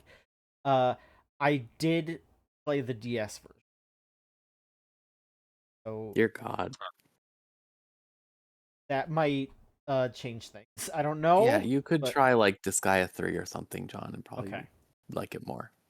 I think Disgaea 2 is like a perfect forever game where it's like if you want to play a tactics game and just play it forever and ever and ever and get an infinite game out of it, it's probably Disgaea 2. But you will need to tolerate the fact that it is like an offensive anime parody written in the early 2000s. Like, Yep. I've said it before, there is a character whose entire running joke is that everyone just calls them a slur in every single time their name is dropped in conversation. But here's the thing. The story mode of that game is like 30 hours long or something, but you can get like 5 million hours out of it, so it doesn't matter. It's like 1% of the game. Who gives a shit? You know, yeah, it's like pissing in the ocean, I guess. Yeah. If you want like, I don't know, a Nintendo recommendation or something, I think the Mario Rabbids games are very good if you can stomach the fact that the rabbits are in them. Yeah, I played a I little bit of that and I did actually like it. So I should get back to I should actually play through both of them because I have both of them, but I only played a little bit of the first one. So I'll The second one is a lot more substantial of a game. Like it has customization in like unique party abilities, and you can give characters basically their own spells, and the weapons, like, it got rid of basically everything that felt like it was a stat stick or fake customization. Like Okay. the first game skill tree is basically just, okay, you're just intended to fill out a ton of this instead of pick what you want to spec into. The weapons are okay, these are just damage increases. Who cares? But here's the thing. 2 is a lot like better. It makes the first game look like a tech demo, essentially, is what I've said. It is an insane improvement. But 1 is like the perfect level of weird, busted, untested, easy to break if you're smart bullshit that I love in games. Like, 1 is so easy to make insanely fun. I've only played 2 one time the whole way 100% through, I don't think I'm ever going to go back to it again. But one, sometimes I will just boot up because Rabid Mario is the most fun RPG character to play as I think I've ever touched. Sure. It's just that gameplay's got sauce. That gameplay has sauce on it. It Okay. is objectively worse than the second game, but it is so fun to just dick around in. I love it so much. And then my last one is kind of stretching the question since it's like also a shooter kind of, but the SteamWorld Heist games are phenomenal. Oh yeah. SteamWorld Heist 2 in particular, like I started playing it like midnight when it came out. I stayed up all night. 100% of the game in 2 days. I did not sleep more than the minimum amount my body needed to function. It is so good. Again, it's another case where the second game is so much better than the first, but I think both are very much worth playing just like because the gimmick of it is that it's a 2D like side-scrolling battlefield and you're playing as robots that fire their guns and you have to actually aim the guns when you're making your tactics. And I think that is very, very satisfying just because there's so many options of like what guns are your characters going to use, what passive items are your characters going to use, like how far, what's your, like, it feels weird to be saying, oh, the customizability is really, really good in this RPG, something that it should be like basic. But the fact Yeah. that you also have to count your own execution skill level in there instead of just like, okay, I'm setting up my strategy in a way that's also more engaging than like, okay, you're attacking now, do like a WarioWare mini game for your damage. Like, I don't know, Mario and Luigi, even though that's not a tactic team, that's still like the sort of thing I'm talking about where it's like what you can figure out you can do in the moment is important. I think that makes it extremely multi-layered, even with customization that isn't anything super insane compared to a lot of other RPGs. Like it uses this very simple selling point in order to make something that's pretty traditional and basic on paper feel way more expansive than it is. And I think two is like when they start introducing ideas like classes and multi-classing and all that is where it really like ramps up and it's like, okay, this is like a legitimate, gigantic, huge RPG with a bunch of shit you can do. And it really is a super great experience. I would recommend it, though. I feel like if you're kind of turned away from the tile-based stuff for now and want to go somewhere outside of that zone, I'd probably recommend going for the heist games. But if you want to try something in that range, I think Disgaea 2 would probably be a good pick, Okay. as long as you're willing to accept this game is not written nicely. I can. Oh. Anyone Uh, else? yeah. John, have you ever played any of the Valkyria Chronicles games? Oh, those are good too. I tried the first one and I kind of just bounced off of it, but I think you should try that was a 4. really long time ago. But okay. 4 goes out the gate right away. See, I was thinking, I was really trying to think about this because I'm trying to think about John games, basically games that I could see you actually playing instead of me just going, yeah, Tactics Ogre's awesome. Because if you played Tactics Ogre, even if you think it's awesome, I think you would still be like, snore a little bit, if you get me. Maybe, yeah. So I'm gonna say like something like, honestly, unironically, that Marvel Midnight Suns game, I think you would get a real Yeah. kick out of. Probably, yeah. Uh, I should give that one a shot. I watched Robin play a little of it. I think he would just. I think the combat is very fun, and it's also funny in a way that you would be bemused by, like Okay. kicking people or blowing up things near them all the time.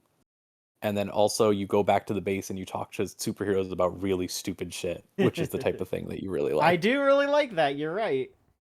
I do like that. Second is Shin Megami Tensei Devil Survivor 2, or I guess third. Yes. I think you would that like. is on my list. I do want to play the So Devil Survivors, 1 is okay when you play overclocked version, which I will. but it's still, yeah, the gameplay is. You should play it first, I guess, because I know how you work. I But will. 2 is better. I like 2 a lot more. I think 2, but it has that thing where people are like kind of. I don't know. You remember how like I still haven't played it. Well, I played half of it, but Apocalypse, right, for SMT4, where people are like, I like it less than 4 or whatever. But then some people are like, I like this more than 4. That's how 2 is for Devil Survivor, because it goes into a way more traditional Shin Megami Tensei story, whereas the first one is a little crazier. But I liked it. I And think that's you would the like that that's one. the opposite from SMT4 and Apocalypse, where we're mad that it was not an. Yeah, it's the opposite thing, but it's the same sensation of like Yeah, some yeah. love or hate it, right? The thing. I And like them then, both. You know what? I'm a freak. I love SMT5. I love those vibes. I like them love both those, too. but also Apocalypse. Man, that's just a good group. I love the party in Yeah, Apocalypse. That's just a it good has party. sauce. Yeah. It's just, annoying Redditor voice. Oh, I hate the power of friendship. That's how people talk about The power of Apocalypse. friendship is correct, and you have to admit It is. Damn right. And then this one isn't really a turn-based strategy, so I'm cheating, John. But I do think that you would like Labyrinth of Refrain, Coven of Dusk, to a degree. I think I bought. Yeah, I think I actually do own that game. I bought. There's a lot of dark times. I was at my last, where I was going on Facebook and just ordering Switch games from that Switch group, and I think you'd like it. all right. It's more of a dungeon crawler, so it's kind of cheating, but it is a turn-based game where you utilize strategies. So, Lily, do you have anything to throw out or? So I, like Rose, could do the thing naturally where I just say like play Tactics Ogre or play Final Fantasy Tactics, but and I mean, again, I could also like resort to the kind of freak brain decisions that I usually do, which is like play Front Mission 3 for the PS1. Maybe. yeah, don't play That's that a remake. that's a mech game. It's cool. Uh Honestly, if I were to recommend someone who is not super into tactics games like at all and like they just kind of want to get started, I know this is going to sound like a deep end and you might call me crazy. I would highly recommend Warhammer 40K Mechanicus. Okay. Oh, sure. So the interesting thing about that game is that it kind of has a lot of like the unit building, like make your individual guys and do all this kind of stuff. But it also kind of has like an adventure game-y kind of like meta narrative loop where you are like sieging a planet and you need to do tactics combat without the planet knowing that you're sieging them. And the primary reason I think it's pretty Keep your approachable is clothes. like rather than having to worry a ton about like economies and a bunch of like things like that, like there are no like specific in-game combat resources you need to manage in that kind of sense. Like you just have actions that you can take. And if you have like a way to uh like generate actions, like which is like a thing you learn over the course of the game, you can make, and like I know you like the party building overpowered kind of thing. Oh yeah. You can make your Mechanicus like initiates so overpowered in that game. It makes that game a lot of fun to play on higher difficulties once you're comfortable. Uh, but I won't recommend any of that to you, John. I have a condemnation for you. I sentence you to 13 Sentinels Aegis Rim. Oh, I also have that game. I played a bit of it, and I did like it. So yeah, I got it. Wait, you didn't finish? Oh no, I was all alone. I was like, I thought we talked about it during Game of the Year, and then I was I like, didn't no, I finish it. remember. I I didn't remember. finish I was all alone. Sentenced. Okay. You are sentenced. I sentenced you, Okay. John. You're gonna fucking like that game a lot. Okay. I've heard. I've one of my. I bet you friends would. who I bet you would too. Actually, I haven't even finished it, but I bet you would. One of my friends who I asked for visual novel recommendations, and they were intentionally being very loose on what counted as a visual novel. I asked them, what visual novels do you think I would really love? And they said you would either really love 13 Sentinels or Umineko. I don't know why those two things were what they thought of, but considering the other one was one of my favorites, I think I'm gonna There I'm you go. gonna try making a deal with them where in exchange for me playing 13 Sentinels, I will force them to play 100 Line. Oh. Because that is, yeah. Oh, I also, one more. Oh, sorry, are you done? Because I want to give John one final recommendation note. Go for it. Okay, John, This is an inverse of recommendations, okay? I'm telling you a game to stay away from. Do not, do not, under any circumstances, I know it's really cheap a lot of the time. If you see it physically, don't get it. Do not get Persona 5 Tactica. I Okay. warn you against this, not because of like the specifics of the game really, but because it is very literally, I say this as very minimally an exaggeration, a ripoff of Mario Rabbids 1. There are Yeah, it exact is. character and enemy analogs. There's like exact mechanic analogs. Anything new that the game adds just makes it infinitely easier to the point where I don't think I ever had a single character die when playing the entire first world. That's funny. The menus are a gigantic pain in the ass. The customizability is very bad. It's just Mario Rabbids 1 but worse, and it feels like a budget game, and I would not recommend it. Weird. If you really, really want to play it, just go play Mario Rabbids 1. If you've played Mario Rabbids 1 and think, that was pretty cool, I want to see what he was talking about, either only do it if you can buy it at a GameStop for like $10 or just play Mario Rabbids 1 again. It is not worth playing. All right. I bought it for $10. Everyone at the store was treating me so nicely that it was like I was getting this biohazard out of the place, and I still feel like I got ripped off. It is not worth playing. God. Unless you really, really want to see like what is the cheapest ripoff that a company like Atlas can get away with making. Because it is at least kind of impressive in that regard. It's kind of funny that like that game is such a weird rip-off, like bad thing, but then Persona Strikers is great. Like just great. Funny. Nope. I haven't played any other games in like the Persona 5 sub series. Strikers is very good. That's the only one that I think you really need to put your hands on. Strikers is very good though. The only Atlas games I've played are Persona 4 and 5 Tactica. Dog.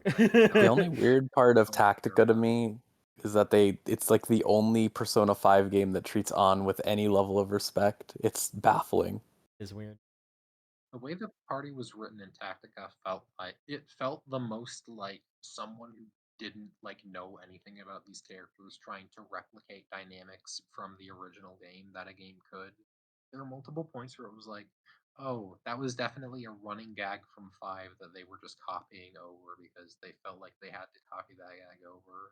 Like, why are Ryuji and Morgana arguing? I don't know. It's because it's a thing they would do. Why is Haru talking like that? She probably did that in the original game. Who cares? This is why Q is superior.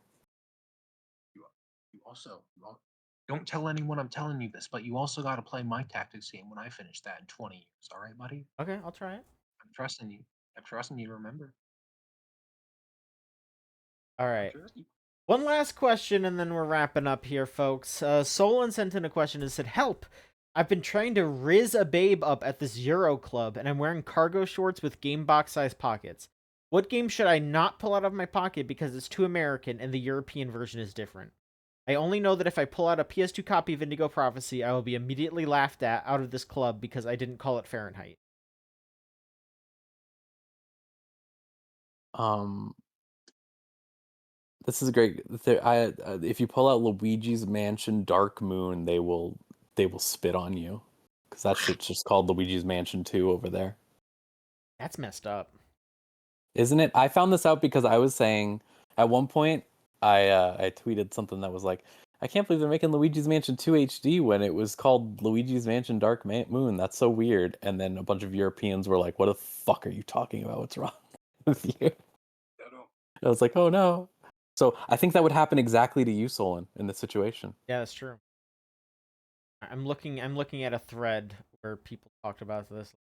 Oh yeah, fucking Lilat Wars for Star Fox 64. Oh. Oh yeah, Project Zero and Fatal Frame. Fatal Frame is so much better. Like Project Zero is a cool name, but it doesn't really fit what that is. Fatal Frame. That's what that is. There you go. Oh yeah. If you pull up Brain Age, they're gonna be like, what is that? I only know about Dr. Kawashima's brain training. There was a Contra and Probotector because they had to change all the enemies to robots because of censorship over there. You could slightly fuck with them by pulling out Donald Duck going quackers, since the European name is also a quack thing. Quack attack there. She was no, that's not what it's called. Are you fucking with me? Every single Professor Layton game has a different name. They unfortunately got instead of Sly Cooper and the Thievius Raccoonus, they just got Sly Raccoon, which Oh, definitely feels like Oh, that's right. the store brand version of that game. That's what your mom's gonna go in and ask for when you turn on your Christmas list. So I guess skipping some steps there. Spyro 2 Ripto's Rage is called Spyro 2 Gateway to Glimmer. Oh my god, I forgot about that one. That's a great name. Wow. Yeah. Wario Land The Shake Dimension? That's Wario Land Shake It. For Nocturne, there was Lucifer's Call.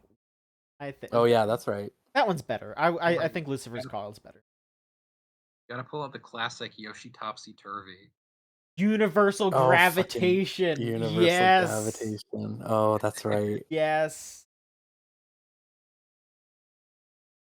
God, what else do we have? Every single Ratchet and Clank has a less perverse name. Yeah. All the Pushmo games are just Pushmo is pull blocks. All right. Clue is called Cluedo. Different names. This person just What about posted that about a one bunch that- about a fucking DSi where this person in the start is based. Like, oh yeah, Xscape. It's 3D, They're not base. They are a pervert. 3D space tank. That's what we're talking about. We're talking about 3D space tank in here. We're letting the 3D space tank do the talking. Oh yeah, they have the Professor Layton one. Oh, was okay. That's a weird one. Yeah, apparently the like font is different for Xenoblade Chronicles Europe and America. Like Xenoblade Chronicles was like both the same font, but in America it was Xenoblade and then